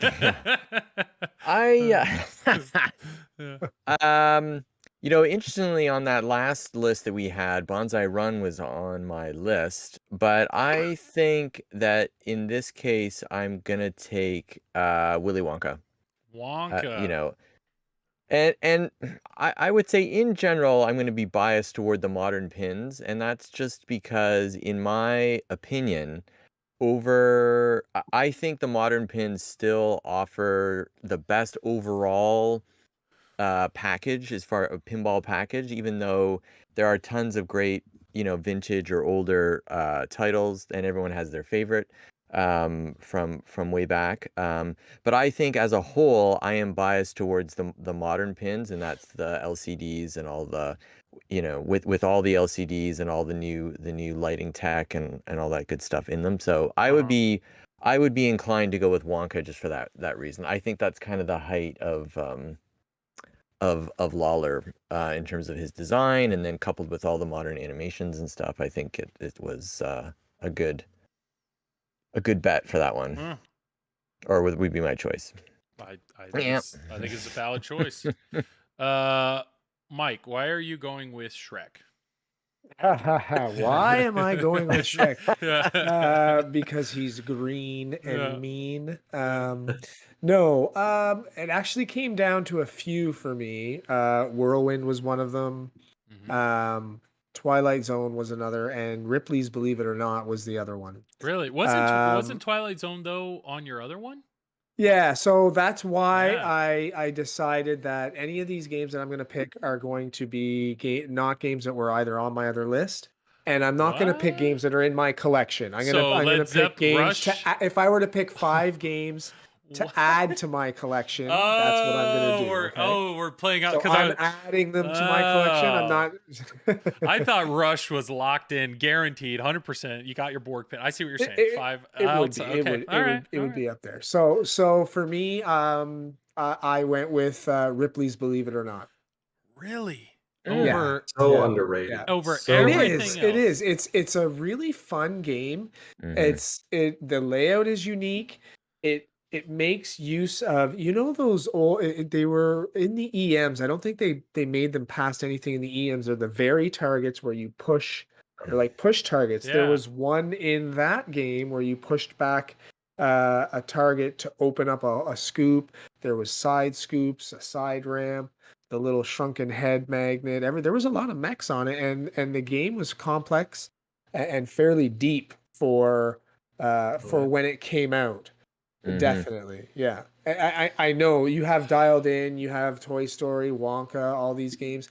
Family Guy, I mean, that would be close. Not Shrek, but Family Guy. Based on the theme, I think would be a fun game to have as well. But Ripley's Believe It or Not is ultimately my choice. it was in the bank for the tourney I was in last week, and it's just so good. You've got 2 wizard modes, you got the shrunken head, the magnet up there. It's so underrated. I hope more people get to play it. Yeah. See, I've only played Ripley's once, and it was not in good shape, and there's a lot going on. So It, I just yeah. I'm not saying that it's a bad game. I just am surprised. Like in my opinion, there's better games on this list, but I could be wrong. So There yeah. definitely is, but But hey, you do you. It's I don't know. Here in the U.S. it's a free country, so I don't know Canada. You guys can do. You can do. Hey, I heard this joke which I thought was great, and it's why do Americans not knock on your front door? Because freedom rings. All right. It's just, I don't know. I don't know why I went with that, but okay. Anyways, people aren't going to like my answer here. When I look at pins, I am thinking of what's a game that's going to hold my entertain me. What's a game that I can stream for a long time, and what's a game that potentially my friends and family will enjoy playing, or my kids. So, Joel, dad jokes, dude. I got jokes. I got dad jokes for days. Okay. So when I think of if I'm thinking of purely other people, Addams Family may be the way to go. Everybody loves Addams Family, but do I want to stream Addams Family? No. And do I think I'll get bored of Addams Family? I do. Whirlwind is a great game. There's some older games on here. In my opinion, I'm with Joel's favorite Lawler, Deadpool. Yep, Deadpool. Yep. I am leaning obviously towards this top end of the chart. So to be 100% honest, I was between his JJP games. These were the 3 that I'm between. And if I still play that mentality of what's a game that I want to stream for hours, I think I could do all three. What's a game that's going to hold my attention all three? What's a game that my family and friends are going to like? I'm picking Toy Story 4. Toy Story 4 is my game, and I haven't played it yet. I don't know it yet, but I will say is Wonka. I've played Wonka a good times. Joel is building up to Toy Story 4. Saul, you knew it, man. I have played Wonka, but I haven't put enough time on it. Like, to me, Wonka is still so overwhelming. Like, there's so much going on. I find it overwhelming. And if I find it overwhelming, I know, like, I owned Hobbit, and that was the same feeling that my friends and family had when they were playing. Like, and my brother played GNR the other day, and he likes pinball. And he's like, there's just too much. Like, that was his thing. There's too much going on. There's too much going on. So I think maybe Toy Story might be it may be a good pin for that. And if that's, but to be honest, I was between Toy Story and Dialed In, and I'm just, as of right now, I'm gonna give my nod to Toy Story. So interesting. All four of us completely disagree. Completely disagree on which four we get. So that's fine. All right, Rich. If I didn't own Twilight Zone, I would have picked Twilight Zone. I don't know if you've played a Twilight Zone at all, Joel, but if you, to me, that is a game that would fit right up near the top as far as modern games. Yes, because you could probably stream that for hours and just have a blast with it too. It is, but with Twilight Zone though, is it easy to explain to a novice player something fun to do? Like, if I walked up to a Twilight Zone, I'm going to say, how do I do the gumball machine? Or I'm going to say, how do I get up to that secondary playfield? Is it easy to do those two tasks for a novice player? I think so. I mean, nothing is easy for a novice player because you have to hit the shots. But I mean, it's not I don't believe there's a large amount of things you have to do either of those things. Yeah. Pinmonk, I didn't know the criteria was pick your favorite game you haven't played. I'm trying to, okay, it's very clear we have very different, but like Mike is playing the game of pick 5 that's not in his collection, okay? So we're already kind of doing our own things here. But the whole point of this is let's discuss. And I think what I'm seeing here in chat, I actually saw a lot for Wonka. I've seen Dialed In, got a lot of love. Funhouse 2.0 came out, and everybody was going nuts for Funhouse, but I feel like that's kind of died down. Like, people aren't talking about Funhouse. So a lot of love for, we're all, and then Twilight Zone. So I think we're all kind of, it very much seemed like, yeah. What up, Steve? Top tiers here. So very interesting. So, all right. So that's Lawler. If the three of you change your mind, we can, we're not set in stone here. But Richie's got a lot of options. There's a lot of Richie games here. So Led Zeppelin, Star Wars, Black Knight, Sword of Rage, AC/DC, Spider-Man, Game of Thrones, Star Trek, 24, World Poker Tour, Elvis, Terminator 3, No Fear, Star Trek The Next Generation, Fishtails, High Speed 2, Terminator 2, Diner, Black Knight 2000, F-14, High Speed, Hyperball, Black Knight, Fire Action, Firepower, Stellar Wars, Superman, Flash, Airborne Avenger. The only reason I'm reading these out is there are people that I've heard that actually like walk their dog while listening to this stream, which is kind of cool. So they're not actually looking at us. But all right, so we got some good stuff. I'm seeing Game of Thrones, Black Knight, Sword of Rage. We got Star Trek. Okay, so we started with Hadi last time. Craig, you go ahead and start. What are you? This is a tough list. This is not easy. Yeah, it's the one list where I'm inclined to go away from the modern pins, because he's done so many classics there that it's hard to know. So this is the one that gave me the hardest time. So my inclination is to go Black Knight Sword of Rage again, just because I'm so inclined to the modern machines. But I'm gonna say I'd actually probably take Spider-Man at the end of the day, just because I like that theme better, and I do think I just think that game has so much variety, and it's just a fun shooting game that I think does a great job of integrating that theme. And there's some good call outs and So Just a lot going on. There aren't good call. Which one? Well, first, which one are you going with? Because there's the original art, the Yeah, Black that's right. Spider-Man, and then there was the Vault. So you can't say good call outs with the Vault edition. That's not. No, I'd go for the not a original. thing. I'd go the original. Original, If okay, I was gonna do okay. that, yeah. All right. This guy. All right. Yeah, you got it. Yeah. So we know Mike's not picking it because it's already in his collection. So realistically, though, Mike, if you included one that's in your collection. Okay, so You'd be I'll in play the trouble. game. I'll play the game because including in my collection, You can do both, my yeah. Lawler, Yeah. not including my collection. I'll play it the same way you guys are. My Lawler doesn't change because I actually don't even own a Lawler anyway. But not Twilight Zone. You said. Well, Twilight Zone I used to have, so got it. I went with Yeah. Ripley's just because I feel like I would probably like it and it would have more longevity because I had Twilight Zone for long enough. But anyways, we're at Richie now. Pride, Sean, you're right. When I searched Steve Ritchie, what I found is earlier I put an Elvira in here because I think he did some call outs. So not Diner. Sorry, you can't pick Diner. That's Mark Ritchie. All right, I'm not picking Diner. Yeah. Mark Ritchie also did Fishtails too. Ah, crap. Okay, you can't pick that either. Okay, I think that's good. So for me, it's between Game of Thrones and Black Knight's Sword of Rage. I mean, Led Zeppelin's really good too. So I did initially pick Game of Thrones, partially because I own Black Knight and Led Zeppelin. But if I were to pick a game, I think it would probably be Black Knight Sword of Rage. Man, so I think that's great, by the way, because Black Knight Sword of Rage just destroys people. Like it is brutal. But and I know Hadi owns it. You guys like that.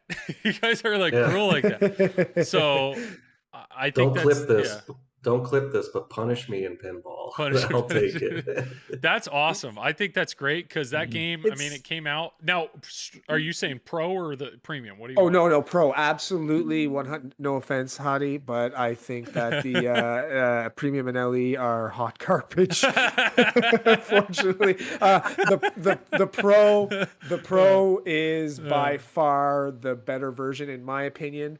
That game, I have. When I play that game, I feel very different than when I play any other game. I actually have like a physical reaction when I'm playing the game. After I play the game, it gets your adrenaline pumping. The music is awesome. That mech is so underrated. It's not just the little swinging ball. It turns different ways. It's slower, faster, stops. It has a shield that kicks your ball back. Like the dragon in Game of Thrones or the Rocket Raccoon shot. It's fast. I just think it's an amazingly frustrating, but not unfair, challenging game. Yeah, to me, it's almost like I suck at pinball, so maybe I should never have one in my collection but it's definitely the more love that I've heard of the game, it's made me want to play it more. One thing I do find really interesting though is Keith Elwin, of all people. Keith Elwin, if you follow him on Instagram, Keith owns the pro of this, and there's a mod that it adds like a sword on the left side of the playfield. So there's when you hit that left shot, instead of it going on the right ramp, it feeds. And he's like, he made a comment of like adding in this sword like it was supposed to be, as in it had it at some point and it was cost cut out potentially. I mean, have you looked into that mod? It is definitely I have seen the mod. It does look amazing. I'm a little reluctant. Pull it up, Joel. Can you find it? I will try. I'm a little reluctant to change the intent of the way my games are supposed to play, and this would be changing the intent. I can't say the intent because maybe it was something that was supposed to be in the game initially, but the way the game was put out, I feel like I don't want to change the way it plays too much. But it does look very cool. Link to sword mod. I need help, chat. Somebody find it. The game does have a problem. The game does have a problem with a lot of feeds to your right flipper. But Is it game breaking? No. Would this help change the dynamic of the game? It might a little bit. Mod looks good in theory until you realize it's possible to make forehand. Crap. You, I don't you can backhand every single shot in that game play from left to right. There is a mod for this. If somebody can find it, please put the link in chat. That's a dangerous request. But What's the difference between the Pro and the Premium on that machine? an entire upper play field. Yeah, so the Pro does not have an upper play field. There's an upper play field on the Premium that has one flipper above the pop bumpers that can feed as a little mechanism called the catapult, where you can get the catapult multi-ball, and then there's a loop around behind it that you can repeat over and over again. The only problem with the game is I find the ball feeds up there too much, and it doesn't go into the war lanes very much. And I find like the war lanes for me strategically are something that I really find are important in the game to get your war hurry ups and stuff, and advance your letters towards your ransom and your rage and all that. I don't know. If anybody else is Googling, by all means, if you find it, let me know. But it's a cool mod. It's like, it looks like a sword that becomes the left. It's like the Lord of the Rings one, but on the left side of the or the Deadpool one. But on the left side, so on the right, it's for the left, and it because right now the return, it like spits it up and then goes down the right ramp. Always feeds to the right flipper. Always. So this actually will feed it to the left. So I don't know. I have no idea where we can click through this together. But hey, while I'm clicking at this, not to interrupt, but Hadi, what was your game? First of all, erase whatever anybody just said about the upper playfield on Black Knight. There we go. Okay. I don't ever want to hear this blasphemy again. If you're talking Black Knight, you need an upper playfield. That's the whole trilogy. Hogwash to all that. Second, Flighter saved the day. He saved the day. Here it is. So look, it's this.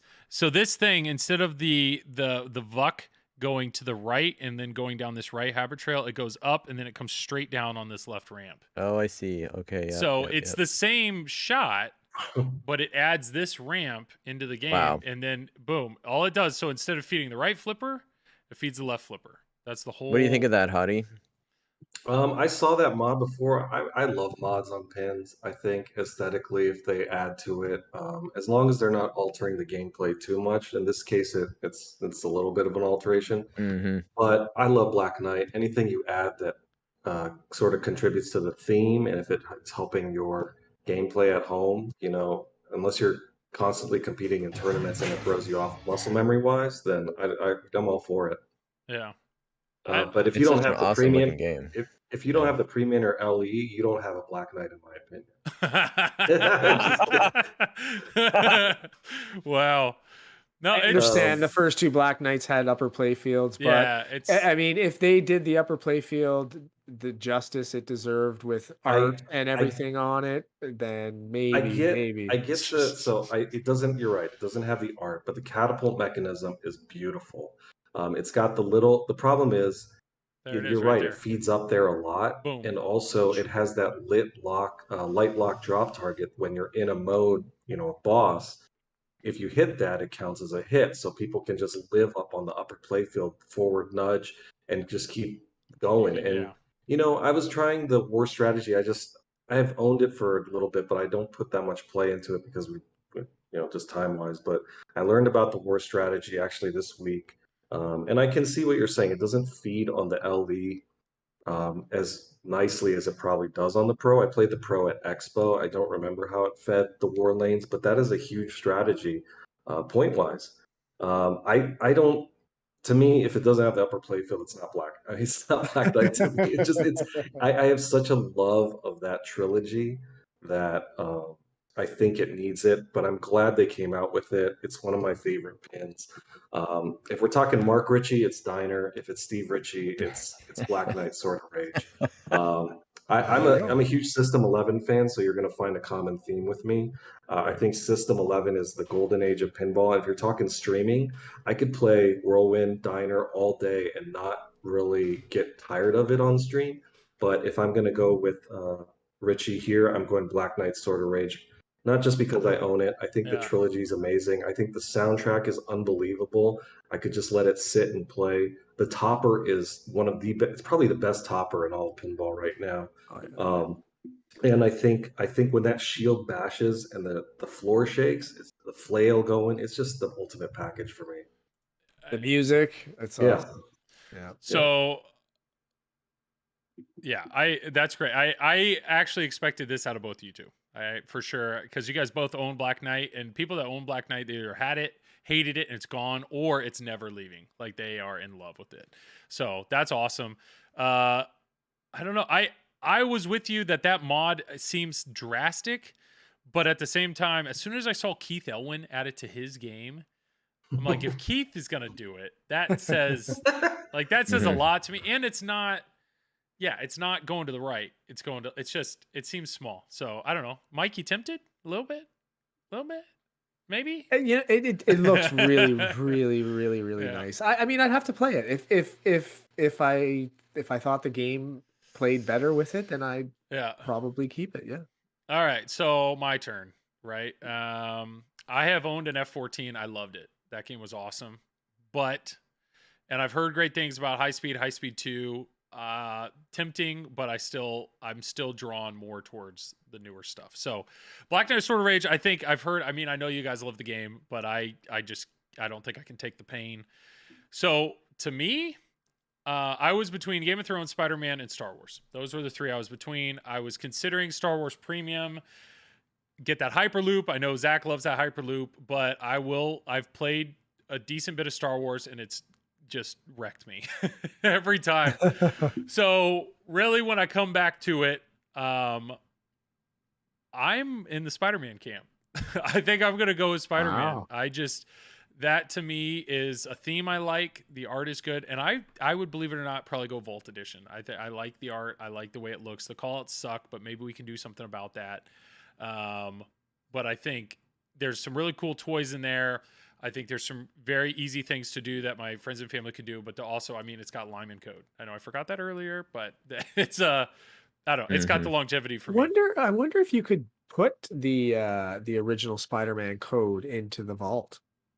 That's a good question. It's the exact same rules, everything. It's well, just no, the art callouts and isn't the stuff, art right? different or no? Well, the art is different, but the code would take The would callouts, use yeah. all the. I wonder if somebody's don't know. done it. So that to me, yeah, that's where I'm leaning. Now what I do find interesting is Star Trek is like beloved by a lot of people. Yeah. My family rented my father-in-law rented this huge vacation house for us all to stay in a week. There was actually a Star Trek in it, but it was all beat up and it had some issues with it. And I played it constantly and it just destroyed me because of some of the issues. So I have like a love-hate, definitely more towards hate relationship with Star Trek. So I am surprised out of the four of us though, that nobody did Star Trek. So Zach flipping out, of course. Star Wars Premium is the best Richie ever, and the second and the third. Yeah. No roller game love. Roller game's an awesome game. I've thought about getting a roller game multiple times because I had a chance to get one cheaper around here, but it's still, I still really like the modern games personally. But roller games is a fun game. I would consider that. I would definitely consider that. So there we go. So interesting. So we're kind of 2-2 on Richie. Gomez, this is going to be, I am very curious to see what people's thoughts are here. So Gomez, Heavy Metal, he just did that game. He did the Star Wars Home Edition, Beatles, Deadpool, Supreme, Batman 66, the original Avengers game, Transformers, Batman the Dark Knight, Lord of the Rings, Sopranos, Playboy, Revenge from Mars, Monster Bash, NBA Fast Break, Johnny Mnemonic, and Corvette. So Dalton Pinball's here. Hey, Dalton, congrats on getting your new, what did you get? A new Rush? He won a tournament up here in Wizard World, and one of the tournament winning, when you won, you get a game. So he just got, Rush. Well done, Dalton. Nice. Yeah. All right, so here we are. Gomez. Let's start with Mike. Start with Mike this time. Okay, Gomez. So it came down to Lord of the Rings and actually, believe it or not, Johnny Mnemonic. What? I'm drawn to Johnny Mnemonic like you would not believe. I've never owned the game, and everywhere I go, anytime I get a chance to play it, I play it. I don't know the rules fully on it, but I really enjoy the game, and I do want one. I'm actually always actively looking for one, and would like to have one down here. Yeah. So, I mean, it's probably going to be Lord of the Rings only because the game is just so deep and there's so much to do.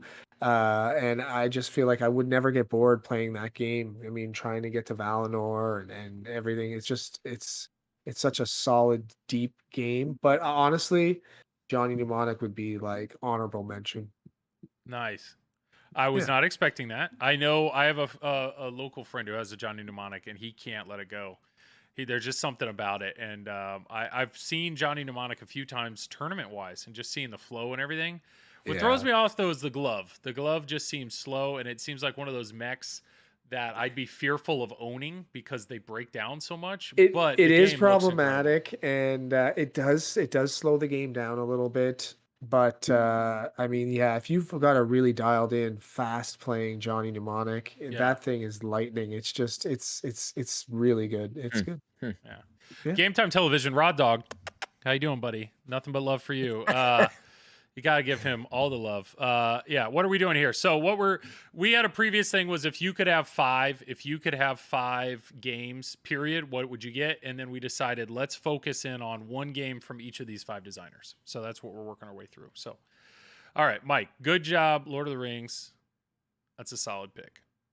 Hadi, what are you thinking? I'm a big with theme integration. I also love a good story mode. So with Lord of the Rings, I love the idea of getting to a final boss or a final mode, even as tough as it is. That was gonna be my pick. But then I was looking at the list and I was like, there's a really underrated title here that I freaking love.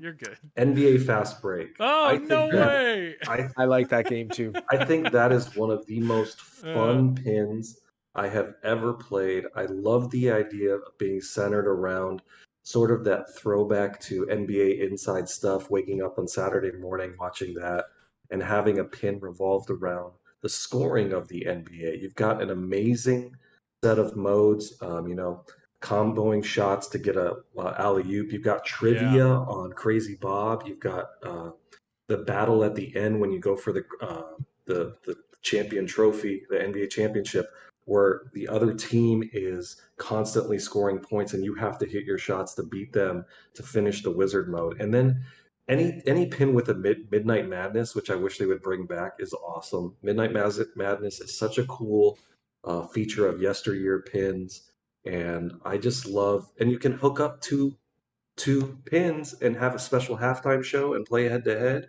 Yeah. Like it has everything. It's so underrated. I love NBA Fast Break, so that's my choice. I'm not picking NBA Fast Break, but I agree that I actually had one. I actually had one, and I had a blast on that game. And the code, there's a lot, like, surprisingly, you look at the layout and you just think it's all, fan layout, but it's the comboing that you have to do to get all the different shots is awesome. Really entertaining mech with passing the ball. It really, I agree with you. It's underrated. I hope that game, if you're a basketball fan, and I mean, you can get them for cheaper. It's fun. It's fun. The only reason I sold it is one, I was trying to get my dad to buy it because he's a basketball fan and he didn't. So I had to sell it to get another game. And 2, there was a night I streamed it and I beat the game 2 or 3 times in that time period. And it's like, but it's a fun game. It really is a fun game. So I support you, Hadi, on that pick. Thanks. Craig, what are you thinking, man? Again, so many good games in this list, and George's games too. When you look, he's got some great theme integrated games in this list, which make it really hard. And so I'm torn between Batman 66. Just because I love that vintage vibe, and I think they did such a great job with the animations, and I think when you get that LE topper, I'd want the LE if I had a choice, because the topper on that I just think is, from a look standpoint is spectacular. But ultimately, I think Deadpool is a better playing title at the end of the day, and so just from a playability standpoint, I would take Deadpool, and the art, the Zombie Yeti art, I think it's probably I'm still a little torn as to what his best art package is, and I think from a playfield standpoint, I think Deadpool is still right up there with his best. Even though I have an Avengers, I think the Deadpool playfield is better on and from an art perspective. I think the side cabinet art is better on my Avengers, but yeah. So at the end of the day, I'd go Deadpool because I do think it's a better shooter, and I just think the different modes that game has, and theme music from the disco to the rock to and the vintage sort of pixelated animation on the is fantastic. So it would be Deadpool. I think it's a great choice. Personally. Even though I hate to admit that. I know. I think it's a great choice. Well, buckle up, guys, because I'm not picking Deadpool. Okay, I'm not picking Deadpool. And here's my rationale. Like, quiet down. It's right here. It's okay. Calm down. The reason I'm not actually going to pick Deadpool is because of my two previous picks. So I love Deadpool. People know this. People know I love Deadpool.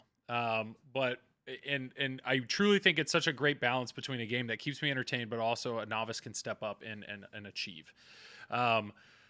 So I feel like I already have Toy Story 4 and I already have Spider-Man. I already have two games that are very kind to novice play, or like easy for them to do. So I was just, what's a game that's still a theme that I like, but yet gives me Gomez, but gives me some crazy code, some crazy stuff to explore. And believe it or not, I'm picking Batman 66. Nice. I've Nice. never Pick. owned It's a good pick. one, but I know It's it's a good one. extremely well loved. I think it's worth giving a shot. I don't think I ever Mm-hmm. will own one because I don't have 10 plus that, however much they're going for nowadays. It's just insane. Mhm. But I think in this, potential game, why not? Why not? But I was between that and Lord of the Rings, and the reason I went against Lord of the Rings is just the art. It's not that it's bad. It's just so much of this other art is so much better. And if they ever vaulted it with any sort of modernized, like if you give me some sort of hand-drawn art or something, like that game could just be insane. So I was between Deadpool, Batman 66, and Lord of the Rings. And the only reason I didn't pick Deadpool is because I don't know. I'll probably regret it. I probably won't be able to sleep tonight, because I feel bad about it. So, all right, there we go. Borg. Holy crap. This guy designed a few pins. Holy. I did not realize Yeah. that he has made more pins than everybody on this list. Yeah. It's unbelievable. Borg. All right. So John Borg, the one, the only. Here we go. Rush, Turtles, Monsters, Guardians of the Galaxy, Aerosmith, Kiss, Walking Dead, Iron Man, Metallica, X-Men, Tron, Avatar, Big Buck Hunter, NBA, not NBA Fast Break, Indiana Jones, the Stern one, Austin Powers, High Roller Casino, Sharky Shootout, Striker Extreme, Harley Davidson, Lost in Space, Lost World, Jurassic Park, Twister, Apollo 13, Mary Shelley's Frankenstein, GNR Delta, the Data East version, Mm-hmm. Tales of the Crypt, Last Action Hero, original Jurassic Park, Star Wars Data East version, Light Camera Action, Diamond Lady, Victory. Apollo is Joe Balser. Well, ignore that. I don't know why he was on it. Maybe it came mechanical. I don't know. This is tough. So we're going to let Zach go first. Zach was flipping out. Borg is the toughest pick. You're locking it in. Zach, I need an answer. He's going to say Walking Dead.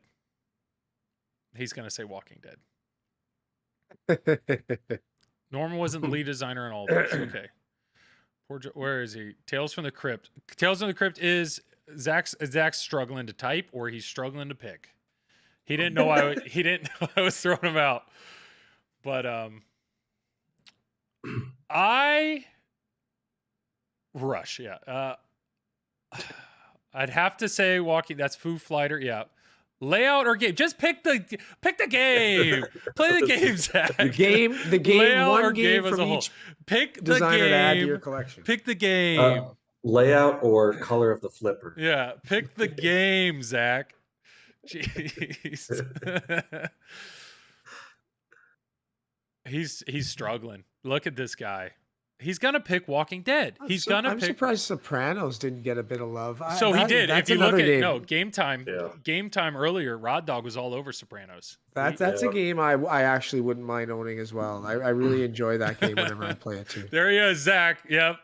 Walking Dead Pro is the best game ever made. So that. All right, we know it. That's fine. Don't be embarrassed. Don't be embarrassed. That's a good game. Did any of you pick Walking Dead? If so, do you want to talk about why? I did not. No, I did not. Okay, Zach. Nope. If I ever get one more straight down the middle from the tunnel, I will die. I will die an angry man. Excuse me. I mean, Walking Dead. There's no doubt, Walking Dead's a good game, but it's ridiculously ugly. I just can't. I'm sorry, I can't. I know the art is insane, the layout, the code, but I can't. I can't get like I have small children. I cannot have that in my house. Can't have it. Yeah. Sorry. Well, okay, yeah, we'll talk about that. Anyway, so Walking Dead, got it. I'll go ahead and go. I was struggling. You know, I love Turtles, but believe it or not, I was struggling between Turtles, Metallica, and Tron. Those are the three I was between. And Turtles, obviously, I love Turtles. It's a fun time. I love the art. Metallica, I've owned Metallica, and it kicked my butt, but I really enjoyed the, what is it? The, like, you push yourself, the let's see how far we can go kind of thing. And then Tron is Tron. Tron's an awesome, Tron LE or something. I mean, come on, the music in that. But crap, I was, to be 100% honest, I was thinking Tron was going to be my answer. But now that I look at the other games though that I have, I think I'm leaning towards Metallica, just because it would be a different thing. It would be a very different playing game, a very different code set. I don't know. It is a lot of chopping wood though. Didn't you own Metallica? I did own Metallica, and it kicked my butt. It is chopping wood. Okay, we're going Tron. No, we're going. Yeah, exactly. We're going Tron. Oh, I've played that game. We're going Tron. God. I'm gonna go Tron. All right, Tron. I went Tron. That's my answer. Tron. I feel great about it. Avatar. Okay, I've owned Avatar. David Dennis is like jumping up and down. Avatar was the first modern pin I owned, and I don't understand the love. I don't get it. The ball, you plunge the ball up into the pops, it feeds. They had to add an aftermarket spring because the ball fed straight down the middle so much. And then on top of that, to get to the wizard mode, there's 6 objectives, and when you drain, it clears away. So you have to do all 6 again. Ball. It's a one-ball game. It's a one-ball game. It's like Iron Man has a wizard mode that you have to do all in one ball as well. Yeah, it's a one-ball game. Yeah. Sorry, Zach. I'm not following the Avatar. Here comes Avatar. It's a one-ball game. All right. Hadi, why don't you go first then? Okay. Well, this one was very tough. I really couldn't decide between Diamond Lady and Lights Camera Action. No, I'm just kidding. Okay, I was like, wait, what? I'm a big Eddie Munson fan. Give me Master of Puppets all day. I'm going Metallica. I love the way it shoots. It's a beautiful pin to me. I fell in love with it this past week, oddly enough, at the tourney again. I really can't get enough of it, and if I could find an LE under $18,000, I would be happy. It's a good, yeah. But it's a great pin. I think this list is indicative of Borg's resume, and there's some really cool stuff on here. Tron is obviously wonderful. I enjoy Walking Dead, but Metallica for me. I agree with you. I'm still stuck. I'm struggling, man. I mean, because I've owned it, and I know it when you stream it, it can be some chopping wood. You get to that, but it's just the highs and lows, man. That I've had some really good highs and lows. I've had some really good highs and lows with GNR, but I had similar feelings with Metallica, and I think between GNR and Metallica, I think I enjoyed Metallica more just because I mean the toys in that are sick. I just had a premium would be pretty cool. God, I'm not locked in, but I'm agreeing with you, Hadi. It's a great game. All right, Craig. Craig, what are you thinking, man? So I would probably, if you look at Borg's list, he's got a great number of really good music pins there in his resume, and I love Kiss. I thought that was I was really surprised how fun that game is, and I love the music. Aerosmith I thought was a lot of fun. Metallica, even though Tron's not a music pin, I kind of think of it as that just because the Daft Punk music is so awesome in that game. But at the end of the day, I'm a huge Rush fan, so I can't. You could just have like that one title on this list, and I'd be like, "That's the Rush one." it is. So yeah, at the end of the day, when I played that game, and I haven't played a lot of it, but I was expecting to be quite underwhelmed by it at the end of the day. Even though I love the theme, I was really, my expectations were quite low, and I was surprised despite the fact that it's got all the brutality of Borg in it, that I wanted to keep playing it. So I just think it has that one more play factor to it, and I think the code set on that game is awesome, and there's so much stuff to do in it, and it's I just think it's a great, despite the fact that that they've had problems with that scoop. I think once you get your ninja mod in there, I think you're off to the races with that one. Yeah, I was gonna so it'd be Rush. Rush, I won't belabor it much more than that. I mean, if the code would be better, that'd be fine. But no, Ray Day's asking, "Where's your Rush?" And somebody, I love it, Pinball Jones. He wasn't in the mood to accept it. I have no clue. He wasn't in the mood to accept off it. Canada now. They're like, no more Rush. Yeah, nah, it's great. I don't blame you. Either that or my distributor refuses to talk to me now that I turned down Godzilla. I turned you down. Yeah, I know. All right, Mike. This was a tough. This is list. not. I mean, this is hard. Honestly, is John Borg not one like an underrated designer? Like I mean, people always talk about Ritchie and obviously Elwin and deservedly so, but Borg.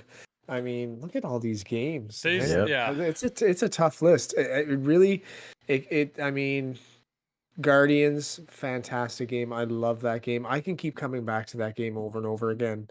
A game that is probably number 2 on the list is Kiss. That's also a really good game. I love the rule set on that. Tales from the Crypt is a game that I definitely want to own one day as well, but I gotta go with Rush too. I gotta go with Rush. I mean, that's the game that's gonna hold my interest longer. It's the rule set is deeper. There's a lot to explore. There's a lot to experiment with in the game. There's risk reward factors that I feel like are done properly in the game compared to like GNR perhaps or something along those lines. I just feel like the game has a lot to keep you busy for a long time. If you're going to own one game in your collection from Borg, it's going to be Rush. I don't like my choice. I don't like it. I know. You're right. This is hard. This is really hard. And believe it or not, I'm still struggling because everybody says Tron is so similar to Turtles, and it's like, well, crap. If I want one or the other, should I just have picked Turtles? Turtles got a lot going for it. It's got a lot going for it. Now that I can backhand my left ramp, I don't know. But Metallica's very. I got to move on. I don't feel good about it. Okay, I don't like it. All right, Nordman, how did Joel not snap Deadpool and Turtles? I'm saying, Ray, I don't feel. It's a weird. I don't know what's going on. Okay. And my justification for not picking Deadpool is because I already had 2 other. I can't do it. I can't feel that way. All right, here we go. Nordman. Elvira, House of Horrors, Primus, Zombie League, Lexi Lightspeed, Paps Can Crusher, Whoa Nelly, Wheel of Fortune, Pirates of the Caribbean, Stern, Scared Stiff, Indy 500, Demolition Man, Whitewater, Party Zone, Dr. Dude, Elvis and the Elvira, and the I spelled that way wrong. Elvira and the Party Monsters. Blackwater at 100. Party Animal Special Force Rapid Fire. Craig, go for it. Is Zombie League the that baseball one? Yeah. Yeah. Zombie League is a Has pinball. anyone- No, nobody's gonna pick that guy. Has anyone played it? Zach, I think, had one. It's a I pitching think bat. he still yeah. has one, Yeah. or Yeah. maybe it's sold. That game's always kind of fascinated me, just to because it's got such like an interesting shape, and I don't know. I like the fact they did a modern take on that, on those old style baseball games. You know. Slugfest and pitch and bat. Yeah. And those, yeah. Yeah. You know, and the art is so awesome on that game. Like I just think visually, it's like it attracts me. You know, with that side cut, the cutout in the side of the machine there, so you can see into the side of it. It's pretty cool. It's cool, but it's not a pinball. Nah, nobody pick it. Don't pick that. Why is it on this list? Don't pick it. I took It's it not, off. it's not pinball. I edited the list slightly. We're gonna move on. Yeah. Because I might have changed my vote from Tron to Turtles, but I don't want to talk about it. Okay, I don't want to talk about it. Craig, what are you feeling? So I think at the end of the day, I think at the end of the day, my choice would be Elvira's House of Horrors again, just because I think that game, the campiness of it, and I think it's the most. I think it's his best modern, the best modern title he's done. And the code, from Lyman is unbelievable on that game, with the animations and the Elvira callouts. So that would be my, as boring as that sounds, and it's on the top of the list. Yeah. I do think when I look at all those games in terms of, and he's had some really interesting titles there over the years, but in terms of I think the best overall title, I would say it's Elvira for me. That's a good pick.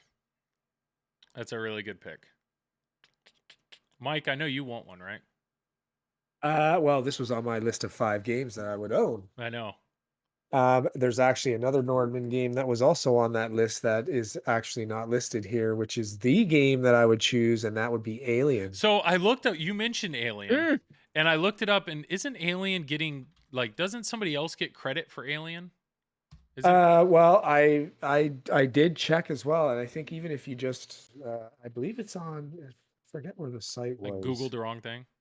I don't know. It's. I mean, I'll give it to you. I'm not. But it's that I thought it was somebody else is getting the credit, or maybe he's co-design. I don't know, but I'll give it to you.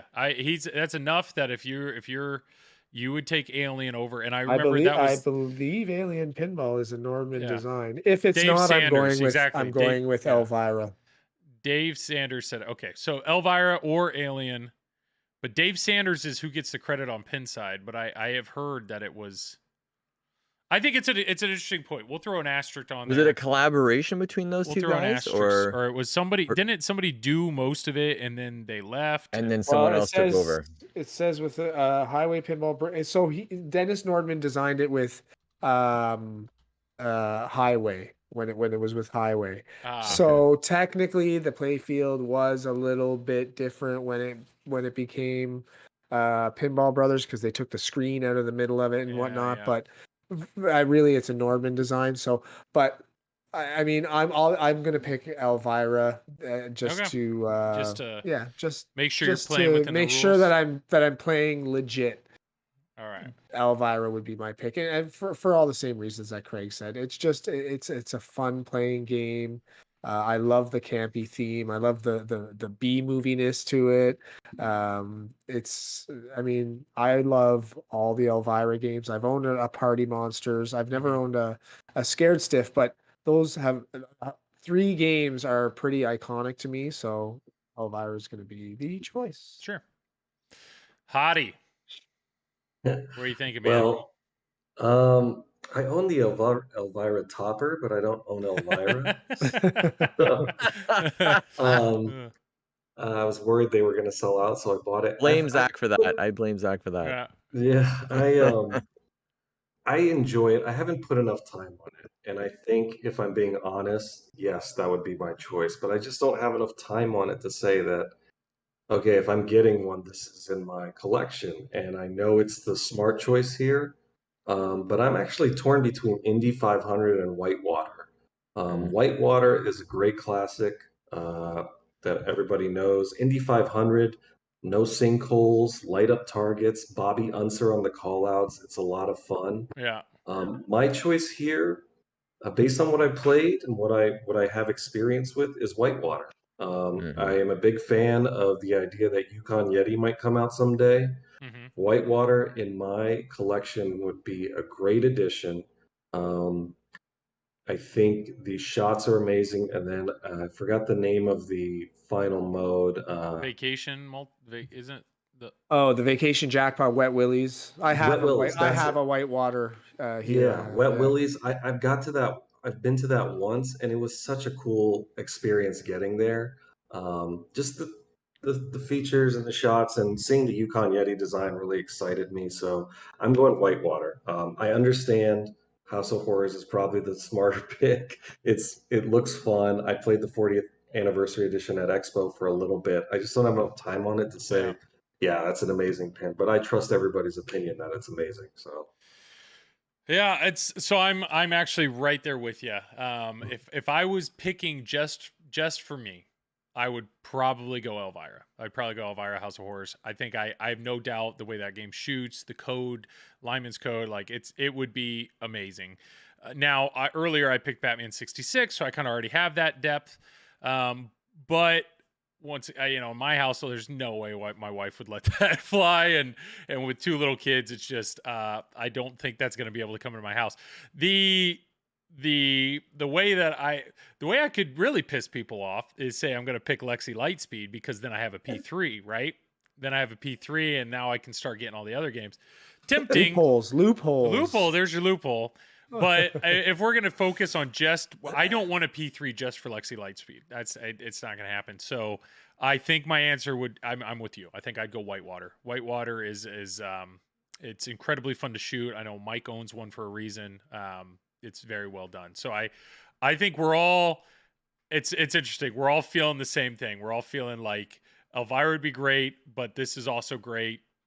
This is it's like we're all feeling the same thing. So I don't think you can go wrong with either one of these two, for sure. So to do a quick refresh, so Hadi, you've got quite the collection here. So Whirlwind, Black Knight Sword of Rage, LE, NBA Fast Break, Metallica, Whitewater, right? Yep. That is all over the spectrum. But I come appreciate, to my place. Yeah. You'll have fun guaranteed. I appreciate no pros. No pros. Yeah. And then Craig, you went Willy Wonka, Spider-Man, Deadpool, Rush, Elvira. Yeah. So very modern, but all great games. Black Knight will beat you up, but then you'll feel real good playing Elvira. I get you. I get you there. Mike went Ripley's Believe It or Not. So good. Which is just came out of nowhere. So Black Knight Sword of Rage Pro. Get that upper playfield out of here. Lord of the Rings. So he goes from a super fast playing game with Black Knight Sword of Rage to Lord of the Rings to really slow things down. The longest play. Yeah. And then you went Rush. We all know your love for Rush. And you went for Elvira, which is a good combo. And then I don't even know how I feel about I did Toy Story 4, Spider-Man, Batman 66, Turtles. Yes, I changed, and Whitewater. So the truth is, though, you took a couple chances. I mean, Toy Story you've never played yet, right? And I'm trying to think. I mean, the safer choice would be something like a Dialed In. I enjoyed Dialed In a lot. Or the even safer one would be Addams Family. But it's just, I don't want to buy a game just for my friends and family. Like, I want a game that I know is going to keep me. Joel, this list. All right, so what the Sanity Falls is like, this is garbage. I know. I'm sorry. Has anyone ever played the Blackwater 100? I have. I just noticed that insane. One. Blackwater 100 is awesome. It's so weird. It's such a Yeah. weird game. Like Yeah, if like you the think, ball goes on the Yeah. apron area, everything. It's like Wow. if you He's think, got some really eclectic designs, doesn't he? yeah, Like he's it's got the very some creative. very eclectic stuff there. It's very Demolition creative. Man with the handles. Yeah. Yeah. And the rapid fire the one with all the balls in it? Yeah. Is Yeah, that the one? but Yeah. Blackwater That's the same 100 as Steve is Ritchie also has one too. Oh, I Hyperball or believe. whatever it is. Yeah, Hyper- yeah, Hyperball yeah. is also similar to. Okay. Yeah. If you ever have a chance to do it, give it a shot. But next week, another set of design. We may, yeah. This was the last. I said, hey, does anybody have a prompt that we can work our way through? And this was Mike's idea. So Mike, I appreciate it, man. It's a good idea. Mm-hmm. I don't know. Yeah, This great. is tough. This is tough, but it was good design constraint. We had talked before we threw Nordman on here. We were like, we had Elwyn, and we're like, well, I mean, we're all gonna pick Godzilla, so like I don't know. We just Except me. yeah. Oh, Hadi's going. I don't know. Wait, but we It's wanted tough, man. more longevity there, so. It's a lot easier to, if each one of us could pick 2 games or something, but this was tough. This was tough. Hopefully you enjoyed it. So that's it. That's all we got. We went way over time. We're at 12:30. But, Oh. yeah. So let's go ahead and do the quick wrap up, everybody. Let's go around the circle. Just real quick, do your plug away, and yeah, we'll wrap this show up. Hadi, go for it, man. All right, I'm Hadi, Frisco Pinball. I stream on TPN Mondays at 10 Central. The other days of the week, usually almost every day, you can catch me nightly 10:30 Central playing virtual or physical pinball. I invite you to come to the stream. It's a lot of fun. We have some cool channel redemptions. You can see me riding Falcor, Plus music, all that sort of cool stuff. I try to treat my stream like a morning zoo, but shout out to TPN. Shout out to all you guys. Thank you for having me. This was a blast. I hope you guys enjoyed it out in chat, and please watch the replay because it's a lot of fun. Yeah, I appreciate you, Hadi. Thanks for being here. Mike, go for it, man. Well, you can catch me on the Pinballers Tuesday evenings on TPN, 6 p.m. Central, with my wife and son Carter, who's kicking my ass at pinball now. And you can catch us typically Mondays and Fridays in the afternoons on twitch.tv/pinballers, Facebook Pinballers, Pinball and Retro Streams, and Pinballers on Instagram. Awesome. Yeah. Hey, Ryan, congrats, man. GC on Turtles in the Wild. Well done. Well done, man. And then, yeah, Frisco or Hadi, do you have Blackwater 100 on your virtual pin? I think I do. I'm gonna have Yeah. to double check. Check that out. A lot of these older titles that are sort of rare and kind of like Orbit. I was thinking of Orbiter 1, but I have to I'll definitely go check it out. That would be a strange virtual experience, but yeah. All right, Craig. And I'm Craig Bobby, and you can catch me on the Pinball Show's podcast with Zach Meny and Dennis Kriesel, and that generally airs every Monday. I do the Pinball's top news stories, so the latest and greatest in the pinball industry, and we just try to highlight a few of what's going on in the world of pinball every week, and Zach and Dennis break it all down. Yeah. No, it's great. It's good stuff. And yeah, and I'm Joel. This is the Flippin' Out stream on Wednesday. So every other Wednesday, we're trying to do one of these chatting streams. And then tomorrow night on the actual Flippin' Out Twitch stream, which you can see down there in the corner, I will be playing. I don't know what I'm playing yet tomorrow. So probably GNR. I might try Turtles now that I got the flippers on there. So we're gonna see what's going on. But yeah, and then I also do the Triple Drain podcast. So shout out to everybody in chat except for Insanity Falls. Yeah, Let's get a break of. Yeah. Hey, you three. I appreciate you guys. I appreciate the content you make, and thanks for being on here. So let's get a raid going. What we have, our options are we can either go Wonka LE with Vinny Blanc, who's trying out a new set of the Pinmonk Flipper fans, or Laser Los, who's doing some Rolling Stones, or Pez Johnson, who's doing some High Speed 2. No, it's just High Speed. Let's do Vinny. That's the original High Speed. You're right. Original High Speed. So, raid Vinny Blanc. All right. So this is going to take a second or two to get over there, but yeah. So this is where we just awkwardly talk until it happens. Thanks, Joel. Yeah. Yeah, thank you for having us. Yeah. Oh, That's absolutely, absolutely. So, Hadi, we'll just go back to your Venom love. Is there anything when you picture Venom though? Is there anything you see like, I don't know, toy wise, like I don't know. What are you picturing for your Venom pin? Is there? I'm picturing a web that has a lock in the middle, and when you shoot it, it feeds it somewhere. I'm thinking something like Symbiote Multi-Ball. Final Wizard mode, I have this dream of beating Carnage, and then Spider-Man comes out, and you have a battle with Spider-Man, and then you duke it out and So, start him. do you think Ooh, that'd be Spider-Man awesome. will be in there? Like he'll be its own wizard mode. Like it'll just be a separate thing, or do you think Spider-Man will be like an integral part of the game? I hope it is because it's such a Mhm. it's such a big part of the universe. Mhm. And so if it's not, I'll be a little disappointed, to be honest, but we'll see. I mean, it's an instant buy for me almost. You're buying it regardless. Yeah. Yeah. I want to see a big sculpt of his head, kind of like Yeah. Gene Simmons in Kiss, with the tongue sticking out and the ball Yeah. shoots out of it. Yeah. When... Just take the Kiss layout and copy just it. throw Yeah, that on there. exactly. Does Venom have a bell? Yeah, you need a bell like AC/DC. That's what's sad is my only like what I know of Venom is I didn't realize how powerful he was because anytime Yeah. you know I watched him on the TV show or like Spider-Man the animated series and whatnot, like you know they ring a bell and boom, Venom dies. You know, We're so gone. Oh, all right, Vinny there was goes the rating stream. us, Rage Oh done. no, but he's you're still right. there. Pinball is rated. But Okay. he's still there. He Yeah, no, just did the same no, thing. He just said, "Oh no," and he just rated. All right. Well, Oh, hey, is he about to leave? yeah. He's about to raid us. So for anybody that's still